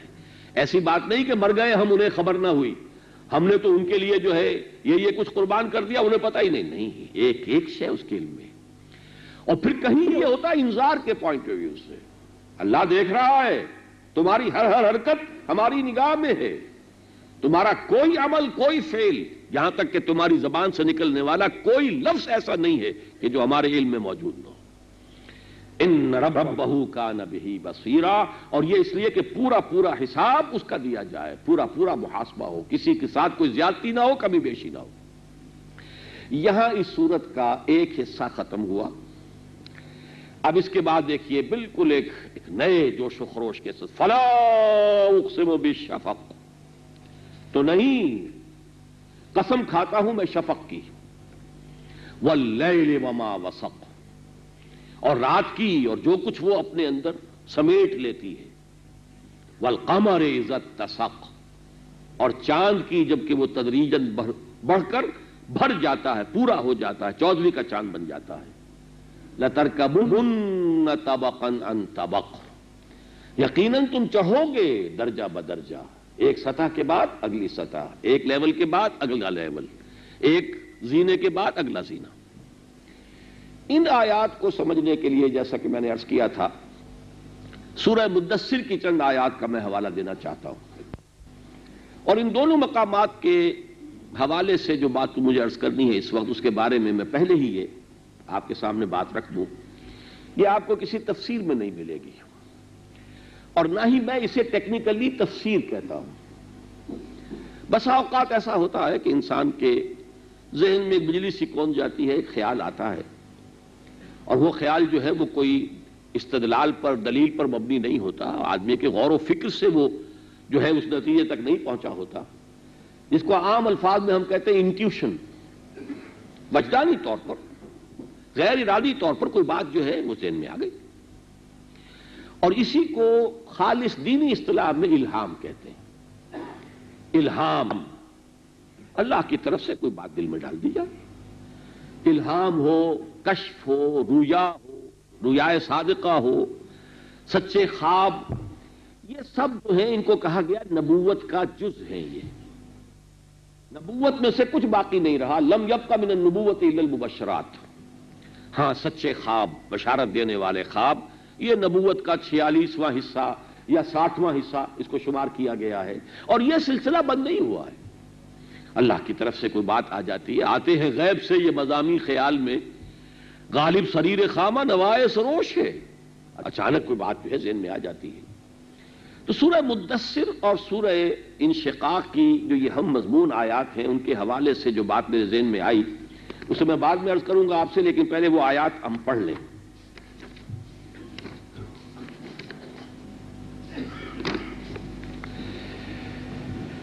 وہاں بھی صورت یہ ہوئی ہے کہ وہ سورہ مبارکہ جو ہے اس کی 31 آیات کے بعد پھر ایک دم ایک نئے جوش و خروش کے ساتھ کلا والقمر واللیل اذ ادبر والصبح اذا اسفر انہا لإحدى الكبر نذیرا للبشر لمن شاء منکم من یتقدم او یتأخر. یہ دو مقامات جو ہیں ان میں ایک تو قسموں میں مناسبت بہت ہے. یہاں جو ہے سب سے پہلے قمر کی قسم کھائی گئی، کلا والقمر. وہاں ہم نے دیکھا کہ قمر آخر میں ہے، والقمر اذا اتسق، رات کا ذکر بھی ہے. اب اس کے اوپر جب میں نے غور کیا اور ان دونوں کا جب تقابلی مطالعہ کیا تو جو جدھر ذہن منتقل ہوا ہے وہ یہ ہے کہ اس میں نقشہ کھینچا گیا سورہ مدثر میں بعثت محمدی کا صلی اللہ علیہ وسلم. بعثت محمدی کی شان کیا تھی؟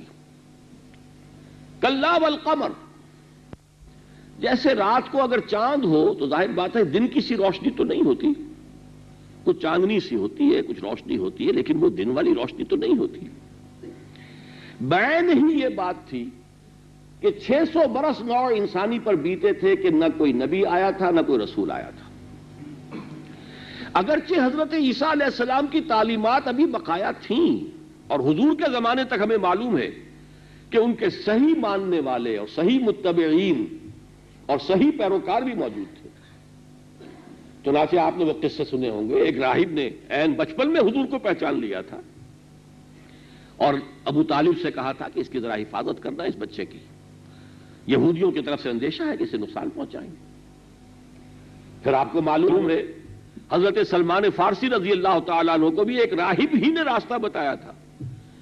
وہ اپنے ملک سے جب نکال دیے گئے یا نکل گئے اس لیے کہ جب وہ بغاوت کی انہوں نے کہ یہ کیا ہے کہ ہم خود ہی آگ جلائیں، ایندھن ڈالیں تو وہ آگ جلے اور خود اس کے سامنے ہاتھ جوڑ کر کھڑے ہو جائیں، دعائیں مانگیں اس سے، بغاوت کی. تو جیسے حضرت ابراہیم نکال دیے گئے تھے باپ کے گھر سے اور پھر ملک سے بھی جو ہے جانا پڑا، انی مہاجر الی ربی سیہدین، ایسے ہی حضرت سلمان فارسی کا معاملہ ہوا. وہ عراق سے گئے تھے شام اور یہ ایران سے گئے شام، اور شام میں جا کر انہوں نے عیسائیت اختیار کر لی. اور حضور جب تک آپ کی بعثت نہیں ہوئی تھی تو حضرت عیسائی کا دین تھا نا اصل اسلام. یہ تو بعثت رسالت کے بعد آ کر اس کے دور ختم ہوا تو گویا کہ وہ مسلمان ہو گئے. لیکن جس کے پاس وہ تھے وہ راہب اور عالم جو بہت بڑا تھا، جس قرآن مجید میں کہا بھی گیا سورہ مائدہ میں قسیسین و رہبان، ان کے اندر راہب بھی ہیں اور بڑے بڑے عالم بھی موجود ہیں. نصارہ جو ہے ان کی مدح کا معاملہ جو ہے قرآن مجید میں آیا ہے. تو اس وقت تک گویا کہ یوں سمجھئے کہ یہ جو روشنی تھی دنیا میں اس وقت وہ ایک چاند کی روشنی کے مانند تھی. کلا والقمر، بس نبوت کی تعلیم اب اتنی ہے جیسے کہ رات کی چاندنی ہوتی ہے چاند کی. کلا والقمر واللیل اذ ادبر، لیکن رات کو جو چاند ہوتا اب یہ رات پیٹھ پھیر رہی ہے، جا رہی ہے. رات نے اپنا بستر لپیٹنا شروع کر دیا ہے. ادبرا پیٹھ موڑ لینا، جا رہی ہے. اب اس کا سفر جو ہے شروع ہو گیا ہے. والصبح اذا اسفر، اور جیسے کہ اس کے بعد صبح ہوتی ہے طلوع، اور وہ صبح جو ہے روشن ہوتی ہے. پھر وہ روشنی جو ہے صبح کی اور دن کی، ظاہر بات ہے کہ وہ رات کی چاند کی روشنی جو ہے اس کے مقابلے میں کوئی حیثیت نہیں رکھتی. تو گویا کہ یہ جو دور تھا حضور سے پہلے یہ ایک رات تھی. اس سے پہلے آپ کے علم میں ہونا چاہیے کہ کم سے کم 1400 برس ایسے گزرے تھے نوع انسانی پر کہ کوئی لمحہ ایسا نہیں تھا کہ کوئی نبی موجود نہ ہو. 1400 برس. حضرت موسیٰ اور ہارون سے وہ سلسلہ شروع ہوا علیہم الصلاۃ والسلام، اور اس کے بعد حضرت عیسیٰ اور یحییٰ پر 2 پر جا کر ختم ہوا، 2 سے شروع ہوا 2 پر ختم ہوا، اور ان دونوں کے مابین یہ سمجھیے کہ رسی تنی ہوئی ہے۔ یہ حدیث بخاری کے اندر موجود ہے، آپ نے فرمایا کانت بنو اسرائیل تسوسہم الانبیاء، بنی اسرائیل کی سربراہی جو ہے وہ انبیاء کے ہاتھ میں ہوتی تھی، ان کے سیاسی معاملات انبیاء طے کرتے تھے۔ کلما ہلک نبی خلفہ نبی، جیسے ہی کسی نبی کا انتقال ہوتا تھا دوسرا نبی اس کا جانشین ہوتا تھا۔ ظاہر بات ہے ساری تاریخ تو ہمارے علم میں نہیں ہے، جو prophets of the Old Testament وہ کچھ تورات کے اندر، لیکن تورات پوری کی پوری ہمارے لیے قابل اعتماد نہیں ہے، لیکن اس میں تفصیل تو موجود ہے۔ لیکن یہ مثال تو ہمارے سامنے، حضرت داؤد اللہ کے نبی تھے، ان کے بیٹے حضرت سلیمان اللہ کے نبی، داؤد کے انتقال کے بعد جانشین ہو گئے۔ تو حضرت موسیٰ اور ہارون سے لے کر حضرت عیسیٰ اور یحییٰ 2 سے شروع 2 پر ختم، اور پورے کو 1400 برس ہے۔ یہ 1400 قبل مسیح میں تورات دی گئی ہے حضرت موسیٰ علیہ السلام کو، تو کوئی نہ کوئی نبی موجود تھا۔ اب آئی رات، 600 برس کی رات ہے، اسے فترت اولا کہتے ہیں، وحی کا وقفہ ہے 600 برس کا، کہ اس دوران میں کوئی نبی کوئی رسول دنیا میں نہیں تھا۔ یہ ایک رات تھی وحی کے اعتبار سے، اگرچہ وہ رات اس میں روشنی چاند کی موجود تھی، اور وہ چاند حضرت مسیح علیہ السلام کی تعلیمات کی شکل میں، کلا والقمر واللیل اذ ادبر والصبح اذا اسفر انہا لإحدی الکبر۔ انہا کی ضمیر کے بارے میں تفسیر میں بہت سے آراء مل جائیں گے، لیکن میرے نزدیک یہاں پر حضور کی رسالت اور بعثت کی طرف اشارہ ہو رہا ہے۔ یہ بہت بڑی باتوں میں سے ایک بات ہے، یہ معمولی بات نہیں، یہ تاریخ انسانی نہیں، اس پوری کائنات کا عظیم ترین واقعہ ہے، بعثت رسالت محمدی صلی اللہ علیہ وسلم۔ یہ سارا سفر جو ہے، نکلے تیری تلاش میں، قافلہ ہائے رنگ و بو، یہ سارا سفر جو طے ہوا ہے، وہ چاہے عالم امر کی تخلیق کا مرحلہ تھا، کریشن ایکس نہیلو کا مرحلہ تھا، اور اس مرحلے میں بھی روح محمدی صلی اللہ علیہ وسلم سرفراز تھی نبوت کے ساتھ، پھر بگ بینگ کا مرحلہ آیا، پھر فزیکل کریشن، فزیکل یونیورس کی کریشن کا آغاز ہوا، اس میں جو بھی گیلیکسیز بنی اور جو بھی ہوا ہے، پھر زمین کے اوپر جو بھی جرثومہ حیات سے سفر آغاز ہوا ہے، اور یہ سفر جا کے پھر حضرت آدم علیہ السلام کی کریشن پر مکمل ہوا ہے، اور پھر وہی کا سلسلہ شروع ہوا ہے، اور وہ مکمل ہوا محمد الرسول اللہ صلی اللہ علیہ وسلم۔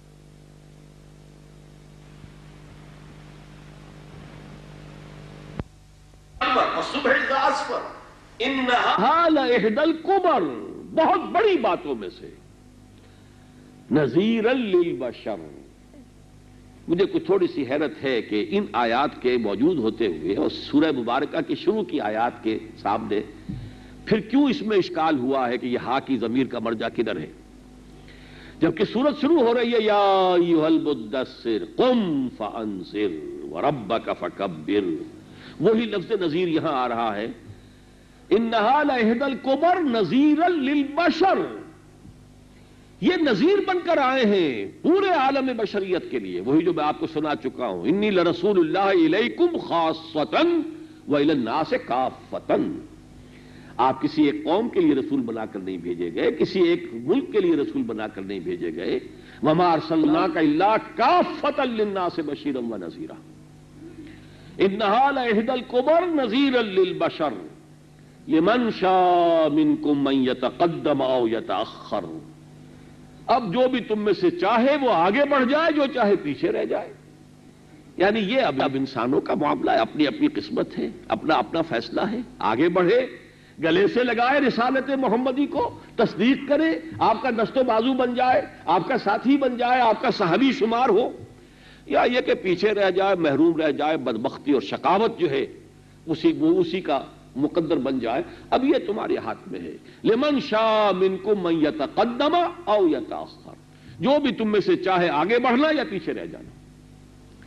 اب ان آیات کو دیکھیے اور ساتھ ہی ان آیات کو ذہن میں لائیے جس میں یہ فرمایا گیا کہ محمد الرسول اللہ صلی اللہ علیہ وسلم کی بعثت ہے غلبہ دین حق کے لیے، اور تاریخی حقیقت یہی ہے کہ ایک انسانی جد و جہد کے ذریعے سے، محنت سے، مشقت سے، اب پھر ذرا یہ محنت مشقت کے الفاظ آئے تو جوڑ لیجئے، لا اقسم بهذا البلد وانت حل بهذا البلد ووالد وما ولد لقد خلقنا الانسان فی کبد۔ محنت اور مشقت تو سب کا مقدر ہے، لیکن کس نے کیا محنت کی، کس مقصد کے لیے کی، کس نصب العین کے لیے کی، کس آدرش کے لیے کی، اس سے زمین و آسمان کا فرق واقع ہو جائے۔ اور یا ایھا الانسان انک کادح الی ربک کدحا فملاقیہ، یہ تو سب کے سب ہیں، مشقتیں جھیلتے، مصیبتیں برداشت کرتے، بالآخر اپنے رب کے سامنے جا کے کھڑے کر دیے جائیں گے، یہ تو ہونا ہی ہونا ہے۔ لیکن یہ کہ محمد الرسول اللہ صلی اللہ علیہ وسلم کے دست مبارک سے انسانی محنت اور مشقت کے نتیجے میں جو عظیم انقلاب برپا ہوا، اس کی کوئی جو مثال ہے، کوئی نظیر پوری تاریخ انسانی میں موجود نہیں۔ اب آپ اندازہ کیجئے، حضرت ابراہیم تین نسبتیں ہیں، خلیل اللہ ہیں، امام الناس ہیں، ابو الانبیاء ہیں، کتنے نبی ان کی نسل میں ہوئے؟ سارے یہ prophets of the Old Testament جتنے بھی ہیں، یہ کون ہیں؟ یہ حضرت ابراہیم کی نسل سے۔ خود محمد رسول اللہ کون ہیں؟ حضرت ابراہیم کی نسل سے۔ تو خلیل اللہ، امام الناس، انی جاعلک للناس اماما، ابو الانبیاء، لیکن آپ کے ذریعے سے کوئی انقلاب تو برپا نہیں ہوا، کوئی نظام تو قائم نہیں ہوا۔ حضرت موسیٰ کلیم اللہ، وکلم اللہ موسیٰ تکلیما، لیکن آپ کے ہاتھوں میں انقلاب نہیں آیا۔ بہت قریب پہنچ گئے تھے، اگر بد نصیبی نہ ہوتی اور اس وقت بنی اسرائیل کوڑا جواب نہ دے دیتے، فَاذْهَبْ أَنْتَ وَرَبُّكَ فَقَاتِلَا إِنَّا هَاهُنَا قَاعِدُونَ، تورات ہمیں بتاتی ہے 6 لاکھ انسان تھے اس وقت۔ ایکسوڈس جب ہوا ہے، خروج جب ہوا ہے مصر سے، حضرت موسیٰ جب لے کر نکلے ہیں بنی اسرائیل کو، 6 لاکھ کی نفری تھی، 12 قبیلے۔ اب ان میں بچے، بوڑھے، عورتیں نکال دیجئے، 1 لاکھ تو ہوں گے ایسے لوگ کہ جو جنگ کر سکتے ہوں، جوان۔ 1 لاکھ نہ کیجئے، 12 میں 1 کر لیجئے، 50,000 تو ہوگا۔ کوڑا جواب دے دیا جب حکم دیا گیا کہ آؤ اللہ کی راہ میں جنگ کرو، فَاذْهَبْ أَنْتَ وَرَبُّكَ فَقَاتِلَا إِنَّا هَاهُنَا قَاعِدُونَ، جاؤ موسیٰ تم اور تمہارا رب، تم جا کے جنگ کرو، ہم تو یہیں بیٹھے۔ پہلے فلسطین سے جو وہاں موجود ہیں ان کو نکال باہر کرو، پھر ہم داخل ہوں، فَإِنَّا دَاخِلُونَ، تب ہم داخل ہوں گے، ورنہ ہم داخل ہی نہیں ہوتے۔ لہذا پروسیس وہیں رک گیا، اور اس قدر بیزاری طاری ہوئی حضرت موسیٰ علیہ السلام پر، انہوں نے دعا کی، رب انی لا املک الا نفسی واخی فافرق بیننا وبین القوم الفاسقین، پروردگار مجھے تو اختیار حاصل نہیں ہے کسی پر، یا مجھے اپنی جان کا اختیار ہے یا اپنے بھائی ہارون کی جان کا اختیار ہے، لیکن پوری قوم انکار کر رہی ہے، اور اب ہم ان ناہنجار لوگوں کے ساتھ رہنا نہیں چاہتے، ہمیں ان سے علیحدہ کر دیں۔ اس قدر بیزاری، یا وہ محبت کا عالم تھا کہ ایک قبطی کی اور ایک اسرائیلی کا جھگڑا ہو رہا تھا، اور وہ مکہ رشید کیا حضرت موسیٰ علیہ السلام نے اس قبطی کے، اس کی جان نکال دی، فَفَقَتَهُ مُوسَىٰ فَقَضَىٰ عَلَيْهِ۔ اتنی محبت بنی اسرائیل کے ساتھ، ساری کشاکش جو آل فرعون کے ساتھ چلی کس لیے تھی؟ ان کو آزادی دلانا مقصود تھا، ارسل معنا بنی اسرائیل، اب انہیں جانے دو، ولا تعذبہم، انہیں جو تم نے سخت قسم کی پرسیکیوشن کا اور تشدد کا اور ٹارچر کا نشانہ بنایا ہوا ہے، انہیں جانے دو۔ لیکن وہی قوم تھی جب اس نے کوڑا جواب دیا ہے، لما تؤذوننی وقد تعلمون انی رسول اللہ الیکم، یہ سورہ صف میں جو الفاظ آئے ہیں وہ اسی موقع کے، کس قدر کوفت ہوئی ہے کہ پروردگار اب ہم ان کے ساتھ رہنے کو تیار نہیں۔ اللہ نے کہا نہیں رہو گے تو انہی کے ساتھ، انہا محرمۃ علیہم 40 سنہ، اب 40 برس تک کے لیے وہ ارض مقدس ان پر حرام کر دی گئی، یتیہون فی الارض، اسی زمین میں صحرائے سینا میں بھٹکتے پھریں گے۔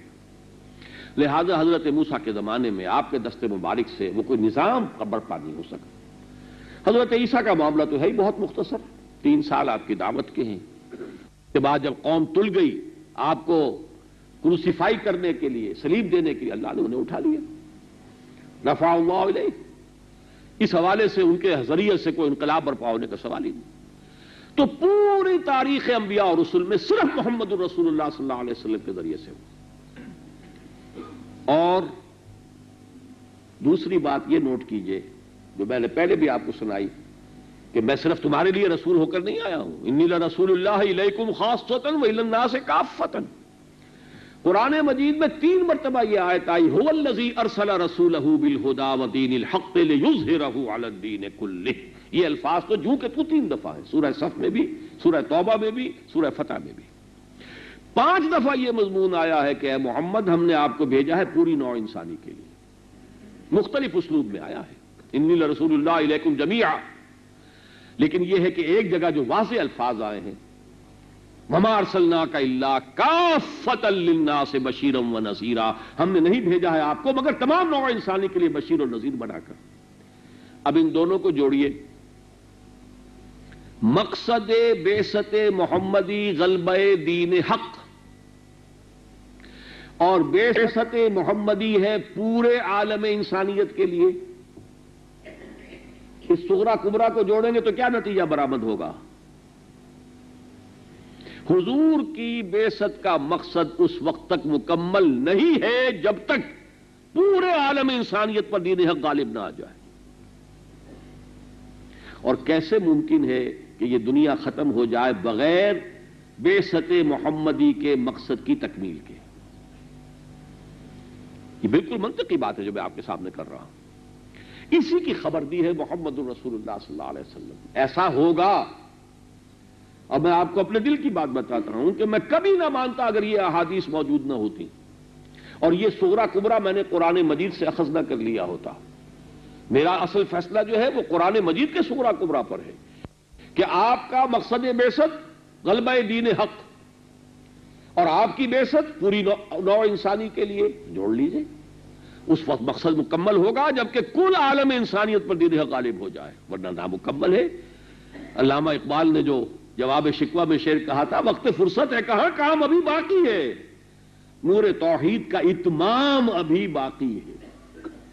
اور یہ اتمام جو ہے ایک درجے میں تو ہو گیا، جزیرہ نما عرب منور ہو گیا تھا نور توحید سے محمد الرسول اللہ صلی اللہ علیہ وسلم کے اپنے عہد رسالت میں، لیکن وہ تو ابھی ایک چھوٹا سا علاقہ تھا دنیا کا۔ اس پورے کرۂ ارضی کو واشرقت الارض بنور ربہا، اس پوری زمین کو جگمگانا ہے اللہ تعالیٰ کے اس نور سے اور نور توحید کے ساتھ۔ تو یہ خبر دی ہے محمد الرسول اللہ نے کہ ہوگا دوبارہ، اور میں آپ سے عرض کر رہا تھا کہ میں ہرگز نہ مانتا کہ یہ دوبارہ ہو سکتا ہے۔ جو کام ابراہیم کے ہاتھوں نہیں ہوا، موسیٰ کے ہاتھوں نہیں ہوا، عیسیٰ کے ہاتھوں نہیں ہوا، نوح کے ہاتھوں نہیں ہوا، ہود کے ہاتھوں نہیں ہوا، صالح کے ہاتھوں نہیں ہوا، وہ ہوا صرف محمد رسول اللہ صلی اللہ علیہ وسلم کے دست مبارک سے۔ اب کیسے ہو جائے گا؟ کوئی نبی نہیں آئے گا، نبوت تو ختم ہو گئی، اب تو رسالت جو ہے اس نبوت کا دروازہ بند۔ اس اعتبار سے کیسے ممکن ہے؟ لیکن یہ کہ اس کے ممکن ہونے کی صرف ایک بات سمجھ میں آئی، وہ یہ کہ حضور نے جو کام 20 یا 22 برس میں کر کے دکھا دیا، اب یہ کام ہو سکتا ہے 125 برس میں ہو، 150 برس میں ہو، 200 برس میں ہو، لیکن ہوگا ضرور، اس لیے کہ اس کی تو خبر دی ہے محمد الرسول اللہ صلی اللہ علیہ وسلم۔ وہ احادیث ہم نے بہت عام کی ہیں، آج یہاں تو وہ کتاب کا تقسیم نہیں ہو رہا، لیکن وہ حدیثیں موجود ہیں، اس لیے کہ صحیح مسلم کی روایت، صحیح ہین میں سے ایک ہے نا صحیح مسلم، حضرت ثوبان رضی اللہ تعالیٰ عنہ جو حضور کے غلام تھے اور آپ نے آزاد کر دیا تھا تو مولا کہلاتے ہیں، ان ثوبان مولا رسول اللہ صلی اللہ علیہ وسلم۔ حضور فرماتے ہیں اس روایت کی روح سے، آپ نے فرمایا ان اللہ زوالی الارض، اللہ نے میرے لیے ساری زمین کو لپیٹ دیا یا سکیڑ دیا، فرأیت مشارقہا و مغاربہا، میں نے اس کے سارے مشرق دیکھ لیے، سارے مغرب دیکھ لیے، وَإِنَّ أُمَّتِي سَيَبْلُغُ مُلْكُهَا مَا زُوِيَ لِي مِنْهَا، اور سن رکھو میری امت کی حکومت ان تمام علاقوں پر قائم ہو کر رہے گی جو اس طرح زمین کو سکیڑ کر یا لپیٹ کر مجھے دکھا دیے گئے۔ یہ صحیح مسلم کی روایت ہے، ثوبان سے روایت ہے رضی اللہ تعالیٰ عنہ۔ اسی طریقے سے لا يبقى على ظهر الارض بیت وبر ولا مدر الا ادخلہ اللہ کلمۃ الاسلام، حضرت مقداد بن الاسود رضی اللہ تعالیٰ عنہ سے روایت ہے، یہ مسند احمد بن حنبل کی روایت ہے۔ حضور نے فرمایا اس روئے ارضی کے اوپر زمین کی پیٹھ پر نہ کوئی اینٹ گارے کا بنا ہوا گھر رہے گا، نہ کوئی خیمہ ہوگا ایسا کمروں کا بنا ہوا جس میں اللہ اسلام کے کلمے کو داخل نہ کر دے۔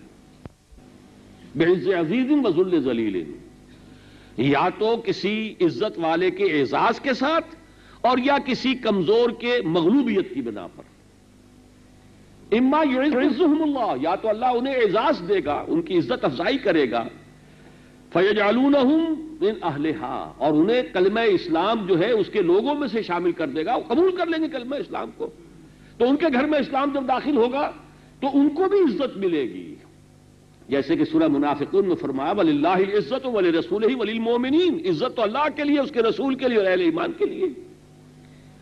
وَإِمَّا يُذِلُّهُمْ فَيَدِينُونَ لَهَا، یا یہ کہ وہ مغلوب ہو جائیں گے اور انہیں اسلام کی بالادستی، اسلام کی حاکمیت تسلیم کرنی پڑے گی، اطاعت کرنی پڑے گی، چاہے وہ خود مسلمان نہ ہو۔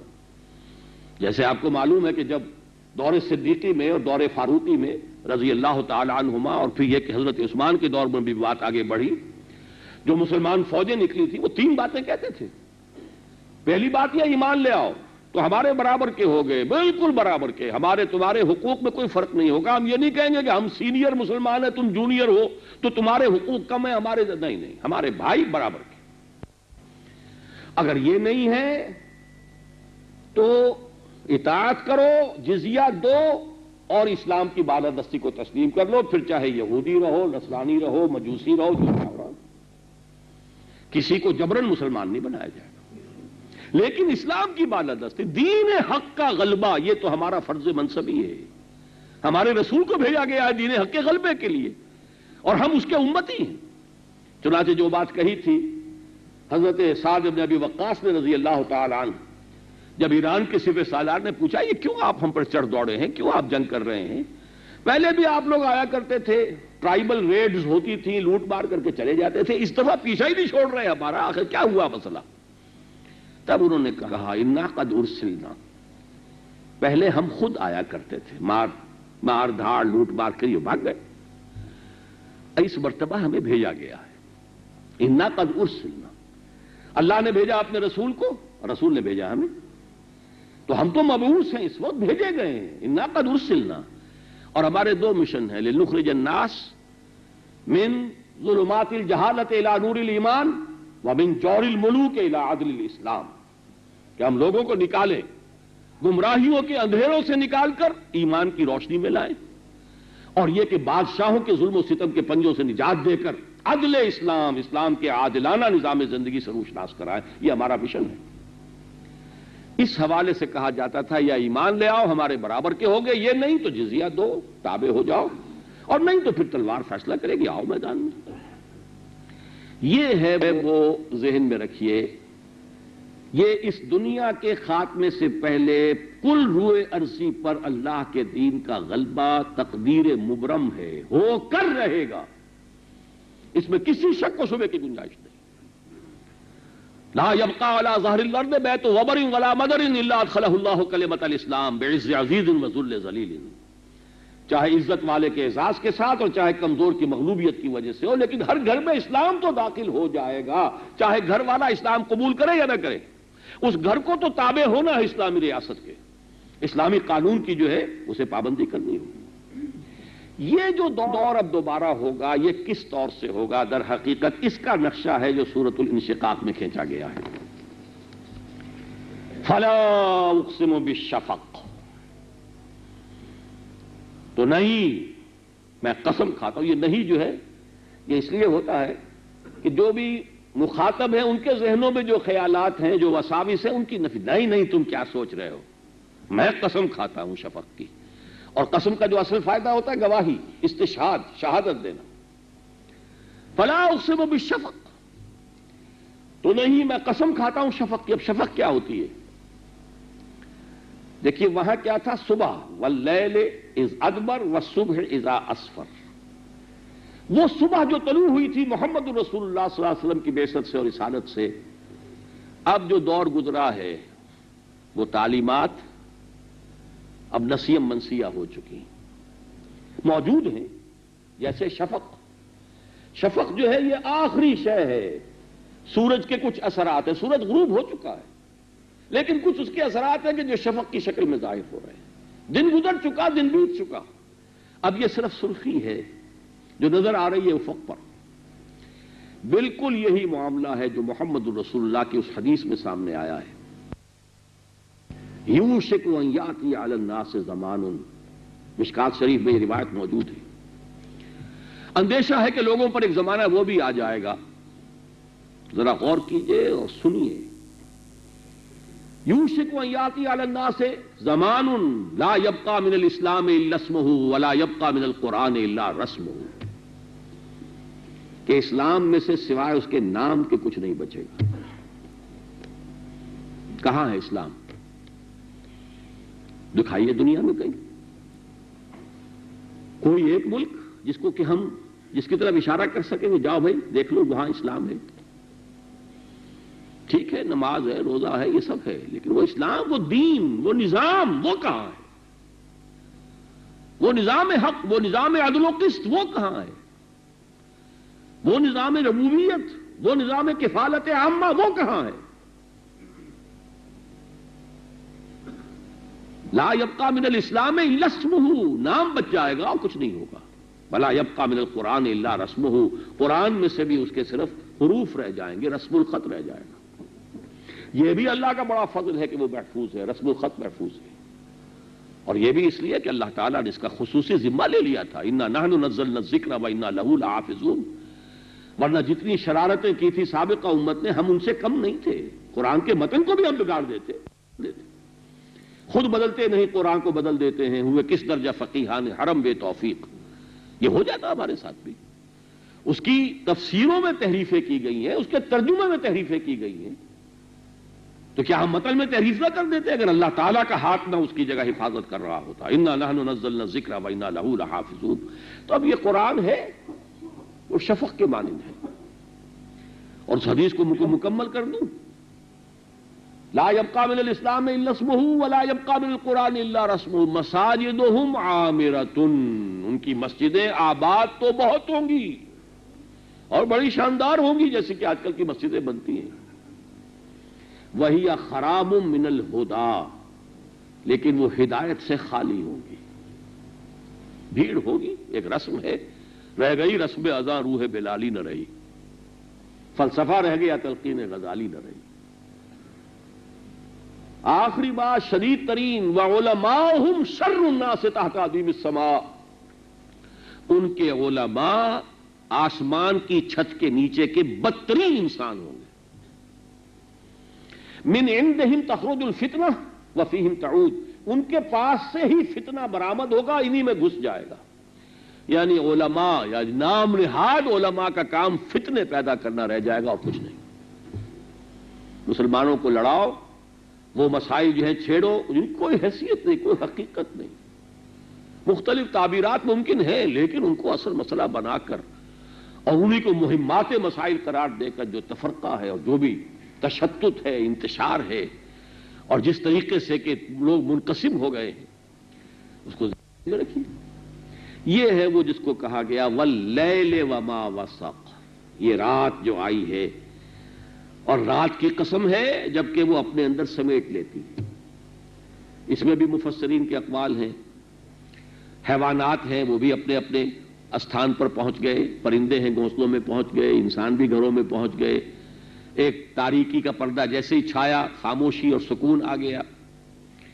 میرے نزدیک یہاں پر وما وسق سے مراد جو ہے رات جو ہے، وہ چوری ڈاکہ بھی رات کو ہوتا تھا، اور بھی بہت سے گناہ ہیں کہ جو رات کے ساتھ جو ہے ان کا خاص تعلق ہے، تو گویا کہ ان منکرات کو رات اپنے اندر سمیٹ لے گی۔ واللیل وما وسق والقمر اذا اتسق، اور قسم ہے چاند کی جبکہ وہ پورا بھر جائے، تھوڑا تھوڑا کر کے ہلال بہت ہی باریک سا، پھر دوسری رات، تیسری رات، 14ویں رات جا کر وہ بھر گیا۔ دیکھیے وہاں سورہ مدثر میں قمر سے بات شروع ہوئی تھی، کلا والقمر واللیل اذ ادبر والصبح اذا اسفر، وہ تھی بعثت محمد صلی اللہ علیہ وسلم کی شان، انہا لإحدی الکبر نذیرا للبشر لمن شاء منکم ان یتقدم او یتأخر۔ اور اب یہ جو دوسرا مرحلہ آنا ہے کہ پھر دوبارہ دین کا غلبہ ہونا ہے، لیکن جیسے چاند رفتہ رفتہ 14 دن لے کر وہ بھرتا ہے پورا، اور وہ چاند بنتا ہے پورا، قمر بنتا ہے پورا، اسی طریقے سے لترکبن، دیکھیے جمع کا صیغہ آیا یہاں پر، تم چڑھو گے لیکن درجہ بدرجہ، یعنی یہ جو عمل ہوگا اب دوبارہ دین کے غلبے کی جد و جہد، یہ مرحلے وار ہوگی، یہ درجہ بدرجہ ہوگی، طبقاً طبق ہوگی، ایک ایک سیڑھی کر کے چڑھو گے۔ وہ کام دوبارہ نہیں ہو سکتا کہ ایک ہی چھلانگ میں، ایک ہی زخم میں، ایک ہی ہیومن لائف سپین میں محمد الرسول اللہ نے عظیم انقلاب برپا کر دیا۔ 22 برس کل، کوئی وقت ہوتا ہے 22 برس؟ 52 برس ہمیں ہو گئے پاکستان بنائے ہوئے، ہم نے اسے بگاڑا ہی ہے۔ ایک وہ ہے جنہیں تصویر بنا آتی ہے، ایک ہم ہے کہ لیا اپنی بھی صورت کو بگاڑ، کچھ بنایا تو نہیں، بگاڑا ہی بگاڑا ہے۔ اور وہاں دیکھیے کہاں سے کہاں، ایک چھلانگ 22 برس اور انقلاب عظیم۔ یہ کام دوبارہ نہیں ہو سکتا، ناممکن ہے۔ یہ ایک ہی مرتبہ ہونا تھا، یہ عظیم النظیر ہے۔ امتناع نظیر کا مسئلہ اس میں تسلیم کرتا ہوں کہ یہ نظیر دوبارہ نہیں آ سکتی، لیکن یہ ہونا بھی ہے اس لیے کہ رسالت محمدی کا مقصد حلول شرمندہ تکمیل ہے، ابھی تک وہ اس کی تکمیل نہیں ہوئی، ہونی ہے۔ آسماں ہوگا سحر کے نور سے آئینہ پوش، اور ظلمت رات کی سیما پا ہو جائے گی۔ ہوگا، ہونا ہے، لازماً ہونا ہے۔ میں بھی حیرت ہوں کہ دنیا کیا سے کیا ہو جائے گی۔ جو کچھ انہیں نظر آ رہا تھا، آنکھ جو کچھ دیکھتی ہے لب پہ آ سکتا نہیں۔ میں بھی حیرت ہوں کہ دنیا کیا سے کیا ہو جائے گی۔ پھر دلوں کو یاد آ جائے گا پیغام سجود، پھر جبیں خاک حرم سے آشنا ہو جائے گی، اور شب گریزاں ہوگی آخر جلوہ خورشید سے، اور یہ چمن معمور ہوگا نغمہ توحید سے۔ پوری توحید اس پورے کرۂ ارضی پر، اس تمام عالم انسانیت پر، ان الحکم الا للہ ویکون الدین کلہ للہ، وہ وقت آ کر رہے گا۔ لیکن اس کے لیے لترکبن طبقا عن طبق، درجہ بدرجہ بڑھو گے۔ یہ ہے وہ ہماری اس وقت کی تاریخ کا وہ پہلو جس کی طرف میں خصوصی توجہ دلانا چاہتا ہوں۔ دیکھیے اس صدی میں، 20ویں صدی عیسوی جو اب ختم ہو رہی ہے، اس میں جس طریقے سے کہ احیاء اسلام کا عمل تدریجاً آگے بڑھا ہے، اسے ایک تاریخی حقیقت کی حیثیت سے ہمیں سمجھنا ہے۔ اس لیے کہ بسا اوقات ایسا ہوتا ہے کہ کچھ ناکامیاں ہوتی ہیں، کچھ حالات مایوس کن سامنے آ جاتے ہیں، ہمت جواب دے جاتی ہے، مایوسی کا غلبہ ہو جاتا ہے۔ سنبھلنے دے مجھے اے نا امیدی کیا قیامت ہے، کہ دامان خیال یار چھوٹا جائے ہے مجھ سے۔ واقعتاً آدمی کو سنبھلنا مشکل ہو جاتا ہے، لیکن یہ کہ اگر کوئی برائٹ ایسپیکٹس ہیں ان پر بھی نگاہ رہے، ٹھیک ہے ڈارک ایسپیکٹس بھی ہیں، لیکن کوئی اگر روشن ہے پہلو تو اس کو بھی نگاہ میں رکھنے کی ضرورت ہے۔ دیکھیے اس صدی کے آغاز میں، پہلی جنگ عظیم کے بعد، امت مسلمہ انتہائی زوال کی حدوں کو پہنچ گئی تھی۔ پوری دنیا میں کوئی بھی قابل ذکر ملک آزاد نہیں رہا، اور یہ صحرا جو ہے عرب کا اور خاص طور پہ نجد کا وہ رہا، ٹھیک ہے وہاں پہ تھا کیا، ریت تھی، تیل اگر اس وقت نکلا ہوتا تو کوئی چھوڑتا تھا اس ملک کو۔ باقی پوری دنیا، سلطنت عثمانیہ کے حصے بکھرے چیسڑے اڑ گئے۔ پوری دنیا میں جو کہا تھا حالی نے اس وقت کہ پستی کا کوئی حد سے گزر نہ دیکھے، اسلام کا گر کر نہ ابھر نہ دیکھے، مانے نہ کبھی کہ مد ہے ہر جزر کے بعد دریا کا ہمارے جو اتر نہ دیکھے۔ کس قدر مایوسی، کس قدر مایوسی۔ اے خاصان رسول وقت دعا ہے، امت پہ تیری آ کے جب وقت پڑا ہے، وہ دی جو بڑی شان سے نکلا تھا وطن سے پردیس میں، وہ آج غریب الغربا ہے۔ یہ نقشہ تھا، لیکن اس کے بعد لترکبن طبقا عن طبق۔ آپ کو معلوم ہے آزادی کی تحریکیں چلی، ایک ایک کر کے تمام مسلمان ممالک آزاد ہو گئے۔ اب مسلم اکثریت کے تو علاقے چند ہی ہیں نا دنیا میں، کہ جو اب کشمیر ہے کہہ لیجیے اس کو کہ وہ ہندوؤں کے تسلط میں ہے۔ ویسے بھی اسے غلام عثمانی میں نہیں کہا جائے گا کہ ایک ریپبلک ہے اس کا، وہ بھی ایک سٹیٹ ہے، لیکن بہرحال ان کی خواہش ہے کہ وہ پاکستان کے ساتھ ملے یا آزاد ہوں۔ لیکن یہ کہ ساری امت مسلمہ جو ہے وہ غلامی کے ان بندنوں سے نجات پا چکی ہے۔ اس کے بعد احیاء اسلام اور غلبہ اسلام کی جو تحریکیں چلی ہیں، اگرچہ بالفعل کوئی ابھی تک کامیابی نہیں ہو سکی، یہ نوٹ کر لیجیے اچھی طرح۔ ایران میں جو کچھ ہوا وہ بھی ایک بہت ہی وقتی فینومینن تھا، ایک خالص سیاسی تحریک نے وہ رنگ اختیار کر لیا تھا، ورنہ یہ کہ کوئی دعوت ہوتی، اس دعوت کی بنیاد پر ایک جماعت بنتی، وہ جماعت پھر مختلف مراحل میں سے گزر کر انقلاب برپا کرتی، یہ بات تو ہوئی نہیں۔ جیسے ہمارے ہاں تھا اینٹی بھٹو موومنٹ، ویسے وہ اینٹی شاہ موومنٹ تھی، اللہ خیر سن۔ سب کے سب یہاں بھی لیفٹسٹ رائٹسٹ لبرلز اور آرتھوڈاکس سب کے سب جمع تھے بھٹو کے خلاف، وہاں شاہ کے خلاف سب جمع تھے. متودے پارٹی بھی تھی جو خالص کمیونسٹ پارٹی تھی، اور اس میں مجاہدین خلق بھی تھے، اس میں علماء بھی تھے، اس میں لبرل لوگ بھی تھے مہدی بازرگان جیسے. تو اس حوالے سے وہ تحریک چلی تھی. یہاں اس تحریک کو ہائی جیک کیا آرمی نے، ضیاء الحق صاحب نے، جو حلوہ پکایا تھا نوجماعتوں نے، پھر اس نے 11 سال تک کھایا بیٹھ کر. وہاں علماء نے اسے ہائی جیک کیا. بہرحال اب جو بھی شکل سامنے آ رہی ہے اس سے معلوم ہو رہا ہے کہ کوئی پختہ بنیادیں اس انقلاب کی نہیں تھی. اسی طرح افغانستان میں کیا ہوا ہے، ایسا نہیں ہوا کہ کوئی دعوت، کوئی تحریک اور اس کے جد و جہد کے نتیجے میں وہاں کوئی انقلاب آ، نہیں.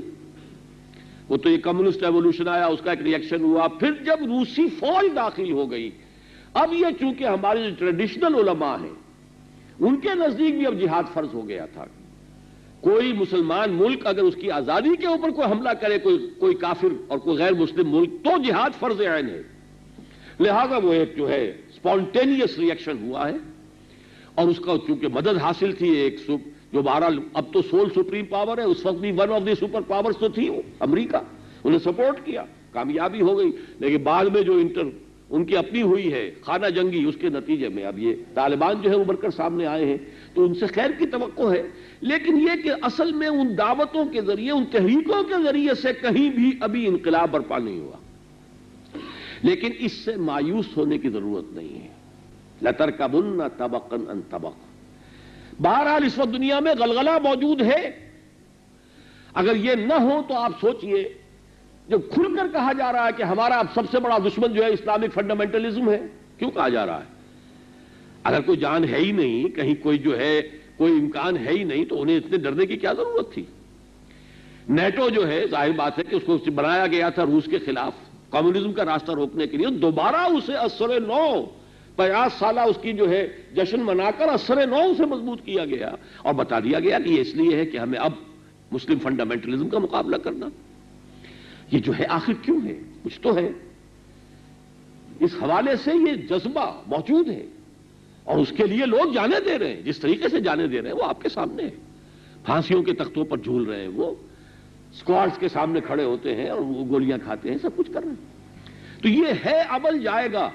بعض ہماری تحریکیں اٹھی، لیکن کسی وجہ سے کوئی غلط موڑ مڑ گئی، کوئی اجلت پسندی کی وجہ سے کوئی نتیجہ صحیح نہیں نکلا.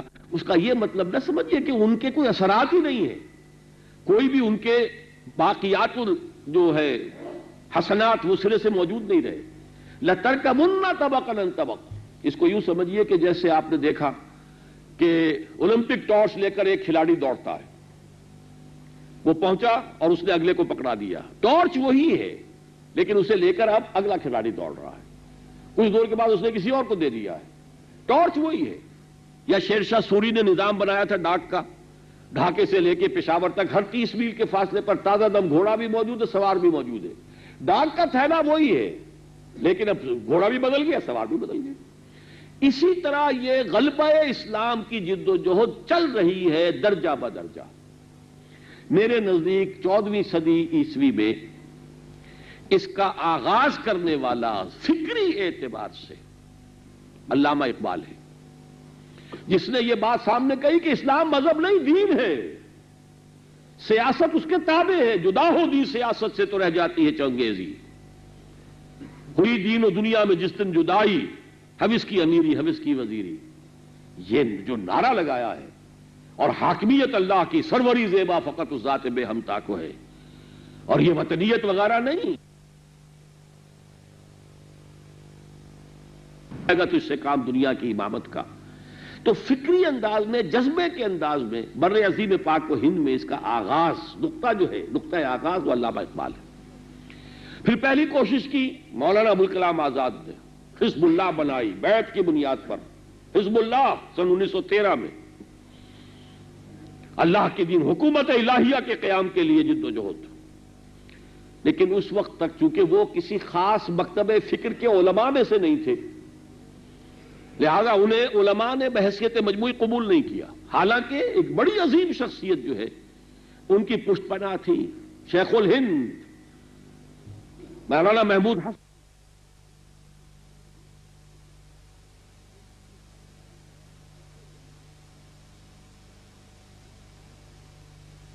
حسن، لیکن نہیں، انہوں نے کہا تھا 1920 میں کہ ان کے ہاتھ پر بیعت کرو، اسے امام الہند مانو، کہ نہیں مانا۔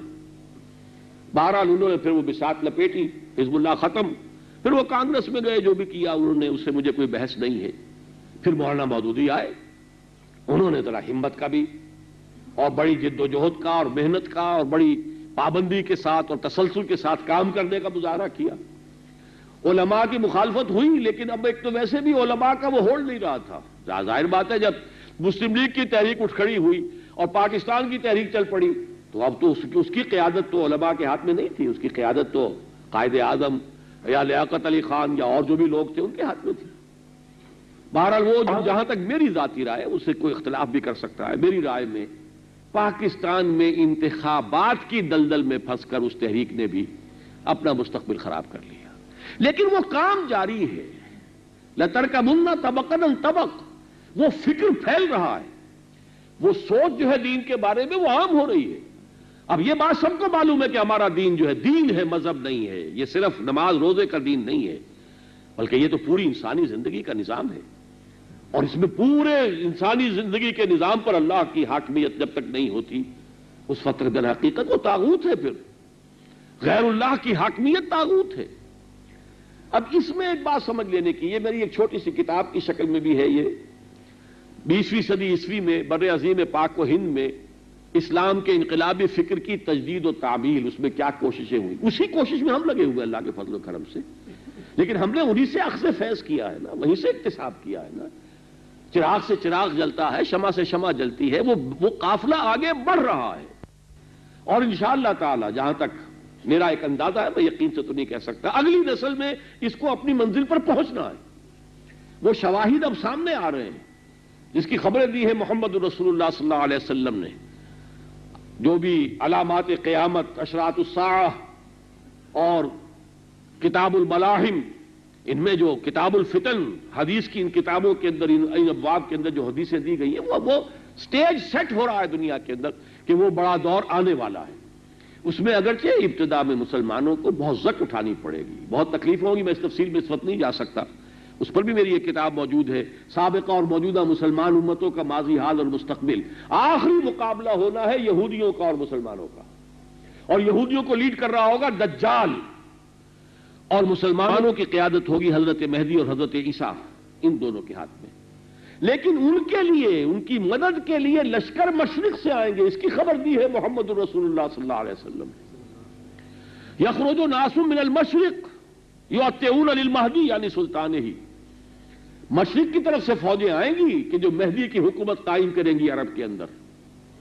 اور یخرج من خراسان رایات سود لا یردها شیء حتی تنصب بإیلیا، خراسان کے علاقے سے سیاہ پرچم لے کر فوجیں چلیں گی جن کا رخ کوئی موڑ نہیں سکے گا جب تک کہ یروشلم میں جا کر وہ جھنڈے نصب نہ ہو جائیں۔ یہ ہونا ہے، حضور کی اس حدیث میں بھی آیا ہے کہ الجہاد ماض من یوم بعثنی اللہ الی ان یقاتل آخر هذه الامة الدجال، جہاد میری امت میں جاری رہے گا اس دن سے جس دن سے کہ اللہ نے مجھے بھیجا ہے، اور اس دن تک جب کہ میری امت کا آخری حصہ دجال کے خلاف جنگ کرے گا۔ یہ اب چیزیں بہت دور کی نہیں ہیں، لیکن یہ ہے کہ یہ ہونا ہے۔ تو اس میں جو بات سمجھنے کی ہے وہ یہ ہے کہ مایوسی کو اپنے قریب نہ آنے دیں۔ ظاہر بات ہے، دیکھیے درجہ بدرجہ جب بڑھیں گے، پہلی سیڑھی تک کوئی آیا تو ابھی منزل تک تو نہیں پہنچا نا، اس اعتبار سے تو ناکام ہے، لیکن یہ کہ کچھ اوپر آ گیا ہے، اگلی منزل میں اگلی سیڑھی پر آ گئے ہیں، منزل تک تو نہیں پہنچے ابھی، لیکن یہ کہ پروسیس بڑھ رہا ہے۔ لَتَرْكَبُنَّ طَبَقًا عَنْ طَبَقٍ، یعنی یہ صورت جب ہو جائے گی کہ فَلَا أُقْسِمُ بِالشَّفَقِ، جب اسلام کی تعلیمات صرف شفق کے مانند رہ جائیں گی، لا يبقى من الاسلام الا اسمه ولا يبقى من القرآن الا رسمه، مساجدهم عامرة وهي خراب من الهدى وعلماؤهم شر الناس كعقاديم الصباح، شفق کے مانند ہے، ایک شکل سی ہے، ایک صورت سی ہے، حقیقت نہیں۔ اور جبکہ رات اپنے اندر تمام منکرات کو جمع کر لے گی، واللیل وما وسق والقمر اذا اتسق، نوٹ کیجئے، جبکہ چاند تھوڑا تھوڑا کر کے بڑھتا ہے، 14 دن میں وہ بدر بنتا ہے، نوٹ کر لیجئے 14 ہی صدیوں میں یہ کام ہونا ہے. پہلی صدی نکال دیجئے، وہ حضور کی صدی تھی. اس کے بعد 14 صدیاں، 15ویں صدی جس کا کہ ایک حصہ گزر چکا، اس میں لازماً یہ کام ہونا. اور حالات جا رہے ہیں اس بات کی طرف، وہ رخ وہی ہے. بہت بڑی بڑی جنگیں بھی ہونی، الملحمۃ العظمیٰ بھی ہونا ہے، جس کا کہ ایک چھوٹا سا نقشہ جو ہے وہ خلیج کی جنگ میں دنیا نے دیکھ بھی لیا ہے. حدیث میں آتا ہے کہ 80 جھنڈے ہوں گے جو کہ لے کر آئیں گے کفار عالم اسلام کے خلاف. ہر جھنڈے کے نیچے 12,000 فوج ہوگی. آپ نے دیکھ لیا کتنے لوگ تھے، کتنی قوتیں تھیں، کتنی فوجیں جمع ہوئی تھی ایک چھوٹے سے ملک کے لیے، عراق کے لیے. اور اب جو نقشہ جمے گا، یہ پیس ٹاکس جو ہو رہی ہیں اب فائنل سٹیج پر آ گئی ہیں، اس لیے کہ اس میں سٹیٹس آف یروشلم جو ہے وہ ہے سب سے زیادہ مسئلہ جو ہے، جو کہ مابہل اختلاف ہے. یہودی چاہے وہ سیکولر مزاج کا ہے، زائنسٹ ہے، چاہے وہ ہیسیڈک جیوز ہیں، بہت ہی پختہ مذہبی لوگ ہیں، اس بات پر دونوں متفق ہیں کہ یروشلم جو ہے وہ اب خالص یہودی شہر ہوگا اور اسرائیل کا صدر مقام ہوگا. اس میں مسلمانوں کا کوئی حصہ نہیں ہوگا. لیکن کیا پیلسٹینینز اس کو تسلیم کر لیں گے؟ ان سب کا اتحاد ہے اس پر کہ مسجد اقصیٰ کو گرایا جائے اور ان کا temple, third temple of Solomon, جس کا پورا تیاری ہو چکی ہے، نقشے بن چکے ہیں، اس کو بنانا ہے انہوں نے. اور ان کے حوالے سے یہ بات سمجھ میں آتی ہے. ان کے لیے تو ہیکل سلیمانی وہی مقام رکھتا تھا جو ہمارے لیے کعبے کا مقام ہے. وہ ایک دفعہ گرایا تھا نبوکڈنیزر نے، دوبارہ تعمیر ہوا ہے، دوبارہ اس کو گرایا ہے رومن جنرل ٹائٹس نے. یہ سن 70 میں گرا ہوا تھا، اب یہ 1999 ہے. 1929 برس ہو گئے ہیں کہ ان کا کعبہ گرا ہوا ہے. لیکن اب تو ظاہر بات ہے کہ سن 67 کے بعد سے، 1967 کے بعد سے تو ان کا قبضہ ہے نا. اس قبضے کے بعد بھی اگر وہ نہیں کرتے تو واقعہ یہ کہ وہ تو پھر یوں سمجھیے کہ ایک ایسی توقع ہے کہ جس کے لیے کوئی بنیاد نہیں، وہ تو ہوگا. اس کے بعد جو طوفان آئے گا اس کا آپ اندازہ کر سکتے.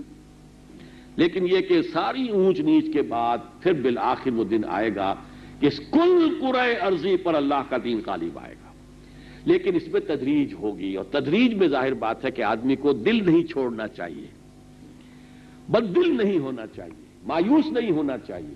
اگر ہماری کامیابی یہ نہیں ہے کہ ہم منزل تک پہنچ جائیں، ہم نے اگر اپنا تن من دھن لگا دیا اور اس قافلے کو کچھ آگے بڑھا دیا، یہی ہماری کامیابی ہے. یہی کام کرتے ہوئے ہم اپنے پروردگار سے جائیں اور ملاقات کر لیں، اسی میں ہماری سرخروئی ہے اور کامیابی ہے. تو لَتَرْكَبُنَّ طَبَقًا عَن طَبَقٍ، تم چڑھو گے، لازماً چڑھو گے. اور یہ سب کو معلوم ہے، ذرا سا بھی جو عربی زبان سے شغف رکھتے ہیں، یہ کس قدر اس میں تاکید کا انداز. لَتَرْكَبُنَّ، نون مشدد اور لام شروع میں لا کر فعل مضارع میں، تو یہ گویا کہ انتہائی توثیق، کوئی شک و شبہ ہے ہی نہیں. تم چڑھو گے لیکن درجہ بدرجہ، طبقاً عن طبق. اب آئیے آخری حصہ، فما لہم لا یؤمنون، تو انہیں کیا ہو گیا ہے، یہ ایمان کیوں نہیں لا رہے. وَإِذَا قُرِئَ عَلَيْهِمُ الْقُرْآنُ لَا يَسْجُدُونَ، اور جب قرآن ان کو پڑھ کر سنایا جاتا سجدہ نہیں کرتے. ان آیات میں اشارہ کر دیا گیا ہے وہ سیڑھی چڑھنے کے لیے تمہارے پاس ذریعہ جو ہے وہ قرآن ہے. دعوت رجوع القرآن، قرآن کا عام کرنا، جس کے ذریعے سے محمد عربی نے انقلاب برپا کیا. آلہ انقلاب محمدی قرآن ہے. علی صاحب الصلاۃ والسلام اتر کر ہرا سے سوئے قوم آیا اور ایک نسخہ کیمیا ساتھ لایا. 4 دفعہ یہ مضمون قرآن میں آیا، یتلو علیہم آیاتہ ویزکیہم ویعلمہم الکتاب والحکمہ. یہ سارا عمل جو ہے یہ قرآن کے گرد گھوم رہا ہے. قرآن پڑھ کر سنا رہے ہیں، اسی کے ذریعے سے انذار ہے، اسی کے ذریعے تبشیر ہے. اوحی الی ھذا القرآن لانذرکم بہ ومن بلغ، کہہ دیجئے اے نبی یہ قرآن میری جانب وحی کیا گیا ہے تاکہ میں اس کے ذریعے سے تمہیں خبردار کر دوں، اور جس تک بھی یہ پہنچ جائے، اور جس تک بھی یہ پہنچ جائے اس کے لیے فرمایا بلغوا عنی ولو آیۃ. میری امت میں سے ہر شخص اپنا فرض سمجھے کہ اس قرآن کو پہنچائے، پھیلائے، چاہے ایک ہی آیت، لیکن میرا کوئی امتی بھی اس سے محروم نہ رہے، اس سے اپنے آپ کو فارغ نہ سمجھے. تو یہ جو تعلیم و تعلم قرآن ہے، یہ جو دعوت ہے قرآن کی طرف، یہ قرآنی ہم کانفرنسیں کرتے رہے ہیں، قرآنی تربیت گاہیں، یہ دورہ ترجمہ قرآن رمضان کے اندر، تاکہ 1 مہینے میں پورے قرآن کے اوپر سے ہم گزر جائیں. ایک کو تو گزرنا وہ ہے جو تراویح میں آپ سن رہے ہیں، کیا پتہ، کچھ بھی نہیں پتا، قرآن سن لیا بس. ایک یہ ہے کہ آپ نے 6 گھنٹے لگائے ہیں، آپ نے ہر 4 رکعت سے پہلے بیٹھ کر سن لیا ہے کہ کیا ہم نے سننا ہے، اب اگلی 4 رکعتوں میں اس کا ترجمہ آپ کے ذہن میں آ گیا ہے. 20 30 40 50 60% تو رہے گا جب آپ کھڑے ہوں گے اور سنیں گے. اللہ کا شکر ہے ہم نے یہ کام شروع کیا، 15 برس سے زیادہ ہو گئے، کام چل رہا ہے. تو یہ جو ہے در حقیقت قرآن ہی ذریعہ ہے. حدیث ہے، وہی مسلم شریف کی روایت ہے حضرت عمر فاروق رضی اللہ تعالیٰ عنہ سے. آپ نے فرمایا ان اللہ یرفع بہذا الکتاب اقواما ویضع بہ آخرین. اللہ اسی کتاب کے ذریعے سے قوموں کو اٹھائے گا، بام عروج پر پہنچا دے گا، اور اسی کو چھوڑنے کے باعث انہیں گرائے گا اور ذلیل کر دے گا. وہ زمانے میں معزز تھے مسلمان ہو کر اور تم خار ہوئے تاریک قرآن ہو کر. علامہ اقبال نے بھی یہی تشخیص کی تھی. خار از محجوری قرآن شدی، شکوہ سنجے گردش دوران شدی، اے تو شبنم بر زمیں افتندہی، در بغل داری کتاب زندہی. تمہاری بغل میں تو وہ کتاب موجود ہے، اس کے ہوتے ہوئے تم ذلیل ہو اور خار ہو اور رسوا ہو اور کمزور ہو دنیا کے اندر. یہ بالکل وہی بات ہے جو حضرت موسیٰ علیہ السلام کے ساتھ ہوئی تھی کہ جب جادوگروں نے بھی وہ اپنی رسیاں پھینکی اور وہ بھی سانپ بن گئے تو بربنائے طبع بشری حضرت موسیٰ کو خوف لاحق ہوا. خیفتم موسیٰ، خوف پیدا ہو گیا. اور جیسا فی نفسہ خیفتم موسیٰ، انہوں نے سوچا کہ یہی تو میرا معجزہ تھا جو اللہ نے مجھے دیا تھا، تو انہوں نے بھی کر دکھایا، تو خوف طاری ہو گیا. اللہ نے فرمایا نہیں یا موسیٰ لا تخف والق ما فی یمینک، اے موسیٰ ڈرو نہیں، ڈالو تو صحیح جو تمہارے ہاتھ میں، دانے ہاتھ میں، عصا پھینکو تو صحیح، دیکھو پھر کیا ہوتا. وہ انہوں نے ڈالا اور اس نے سارے ہڑپ کر لیے وہ جتنے بھی سانپ بنے تھے، اور وہ سب کے سب جو ہیں جادوگر القی السحرۃ ساجدین، وہ سجدے کے اندر گر کے رہ گئے. اسی طرح آج ہمارا حال ہے. ضربت علیہم الذلۃ والمسکنۃ وباؤوا بغضب من اللہ والا معاملہ آج ہمارے ساتھ ہو رہا ہے. کیا ہو رہا ہے چچنیا میں؟ ذرا غور تو کیجئے. پوری دنیا 1.5 ارب کے قریب مسلمان، پتہ نہیں 60 ملک شمار ہوتے ہیں، کتنے شمار ہوتے ہیں، کوئی بولا تک نہیں ہے ابھی تک. اگر کوئی بات ہو رہی ہے تو امریکہ نے یہ کہہ دیا، فلاں نے یہ کہہ دیا، نہ کرو کوئی، نہ کوئی گفتگو کرو. کوئی مسلمان ملک نہیں، چسکا تک نہیں. اور میرے نزدیک تو یہ اتنی بڑی ہمارے لیے ڈوب مرنے والی بات ہے کہ پھر وہ ارسلان مسخادوف جو ہیں انہوں نے پھر پوپ سے درخواست کی ہے کہ مسلمان تو ہماری کوئی بات جو ہے سننے کے لیے تیار نہیں ہے، کوئی مسلمان ہماری مدد کو تیار نہیں، آپ کسی طریقے سے انٹروین کیجئے. یہ ڈوب مرنے کا مقام ہے مسلمانوں کا. یہ ضربت علیہم الذلۃ والمسکنۃ وباؤوا بغضب من اللہ، یہ سارا معاملہ ہٹے گا تو اسی قرآن کے ذریعے سے. فما لهم لا يؤمنون واذا قرئ عليهم القرآن لا يسجدون بل الذين كفروا يكذبون.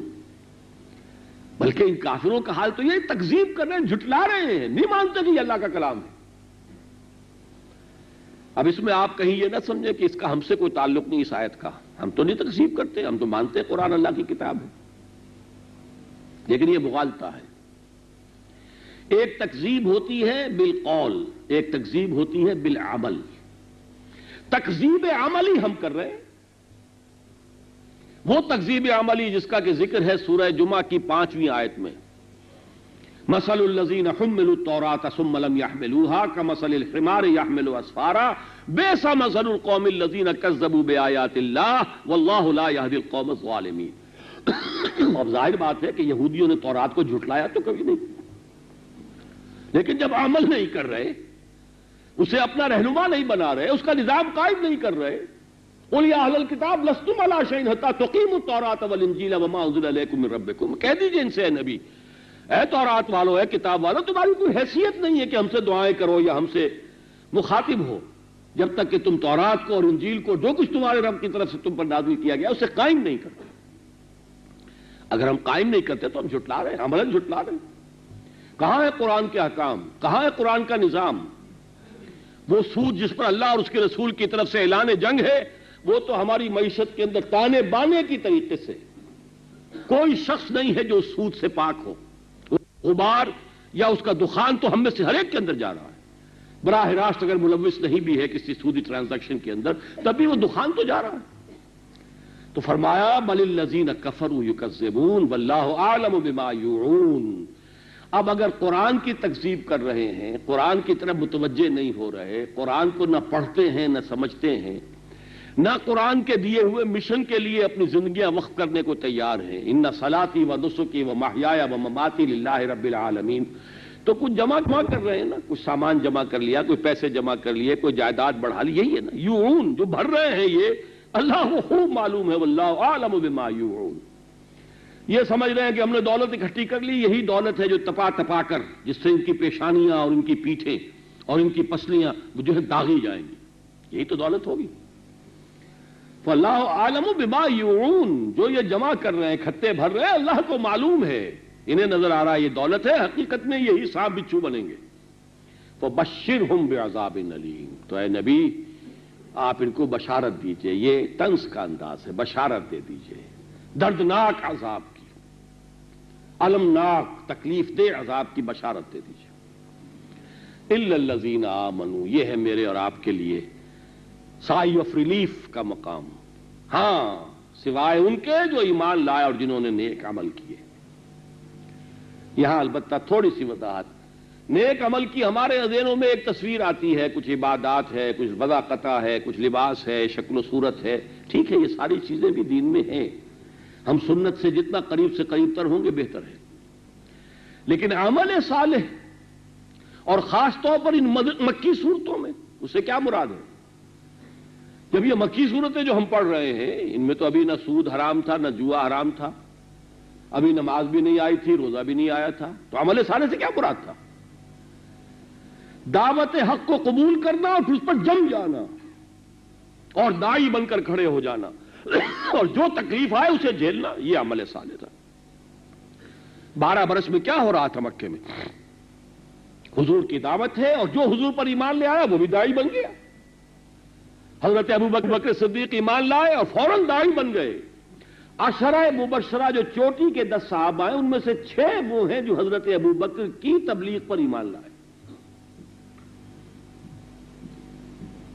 اس سے اونچا مقام آپ سوچئے کیا ہوگا، اس لیے کہ حضرت ابوبکر انہی کے طبقے میں سے تھے جس کو آپ ایلیٹ کہتے ہیں، اوپر کا طبقہ معاشرے کا، ان کی حیثیت تھی سماجی اعتبار سے، دنیاوی اعتبار سے، مالی اعتبار سے، لہذا یہ جو سب ہیں، عبد الرحمن ابن عوف ہیں، طلحہ ہیں، اور زبیر ہیں، سعد ابن ابی وقاص ہیں، اور خود حضرت عثمان غنی ہیں رضی اللہ تعالی عنہم اجمعین، یہ سب کے سب حضرت ابوبکر کی دعوت و تبلیغ سے ایمان لائے۔ جو ایمان لایا مبلغ بن گیا، اسی کام کو پھیلا رہا ہے، وہی کام کر رہا ہے۔ 40,000 درہم کا سرمایہ تھا جب ایمان لائے ہیں، یہ سارا کا سارا خرچ ہو گیا انہی 12 سالوں کے اندر۔ جو تھوڑی سی پونجی تھی وہ بھی ساتھ لے کر ہجرت کے سفر پر جب حضور کے ساتھ نکلے ہیں، ایک پیسہ گھر والوں کے لیے نہیں چھوڑا۔ والد ابو قحافہ نابینا تھے، اندھے تھے، اور وہ ایمان بھی نہیں لائے تھے، وہ تو فتح مکہ کے بعد ایمان لائے۔ انہوں نے کہا چلا گیا ابو بکر، بیٹیاں موجود تھیں، حضرت عائشہ بھی تھیں اور دوسری بھی موجود تھی، کہاں ابا دادا جان چلے گئے، کچھ چھوڑ کر بھی گیا ہے، تو انہوں نے کچھ روڑے، کچھ کنکر وغیرہ لے کر ایک کپڑے میں باندھ کر، ہاں ابا جان یہ مال چھوڑ گئے، کچھ نہیں تھا اس میں۔ یہ سارا کام اس طریقے سے ہوا ہے، تن من دھن لگایا لوگ، یہ عمل صالح ہے، یہ جد و جہد، یہ محنت، یہ مشقت، دعوت دین اور اقامت دین کی جد و جہد، اس کے لیے تن من دھن لگا دینا، یہ ہے اصل عمل صالح۔ والعصر ان الانسان لفی خسر الا الذین آمنوا وعملوا الصالحات وتواصوا بالحق وتواصوا بالصبر۔ فرمایا الا الذین آمنوا وعملوا الصالحات لہم اجر غیر ممنون، ان کے لیے پھر ایسا اجر ہے جس کا سلسلہ کبھی منقطع نہیں ہوگا۔ میں اللہ سے دعا کرتا ہوں، اللہم ربنا اجعلنا منہم، پروردگار ہم سب کو ان لوگوں میں شامل ہونے کی توفیق عطا فرما جن کے بارے میں تو نے فرمایا ہے الا الذین آمنوا وعملوا الصالحات لہم اجر غیر ممنون۔ آمین یا رب العالمین۔ بارک اللہ لی ولکم فی القرآن العظیم ونفعنی وإیاکم بالآیات والذکر الحکیم۔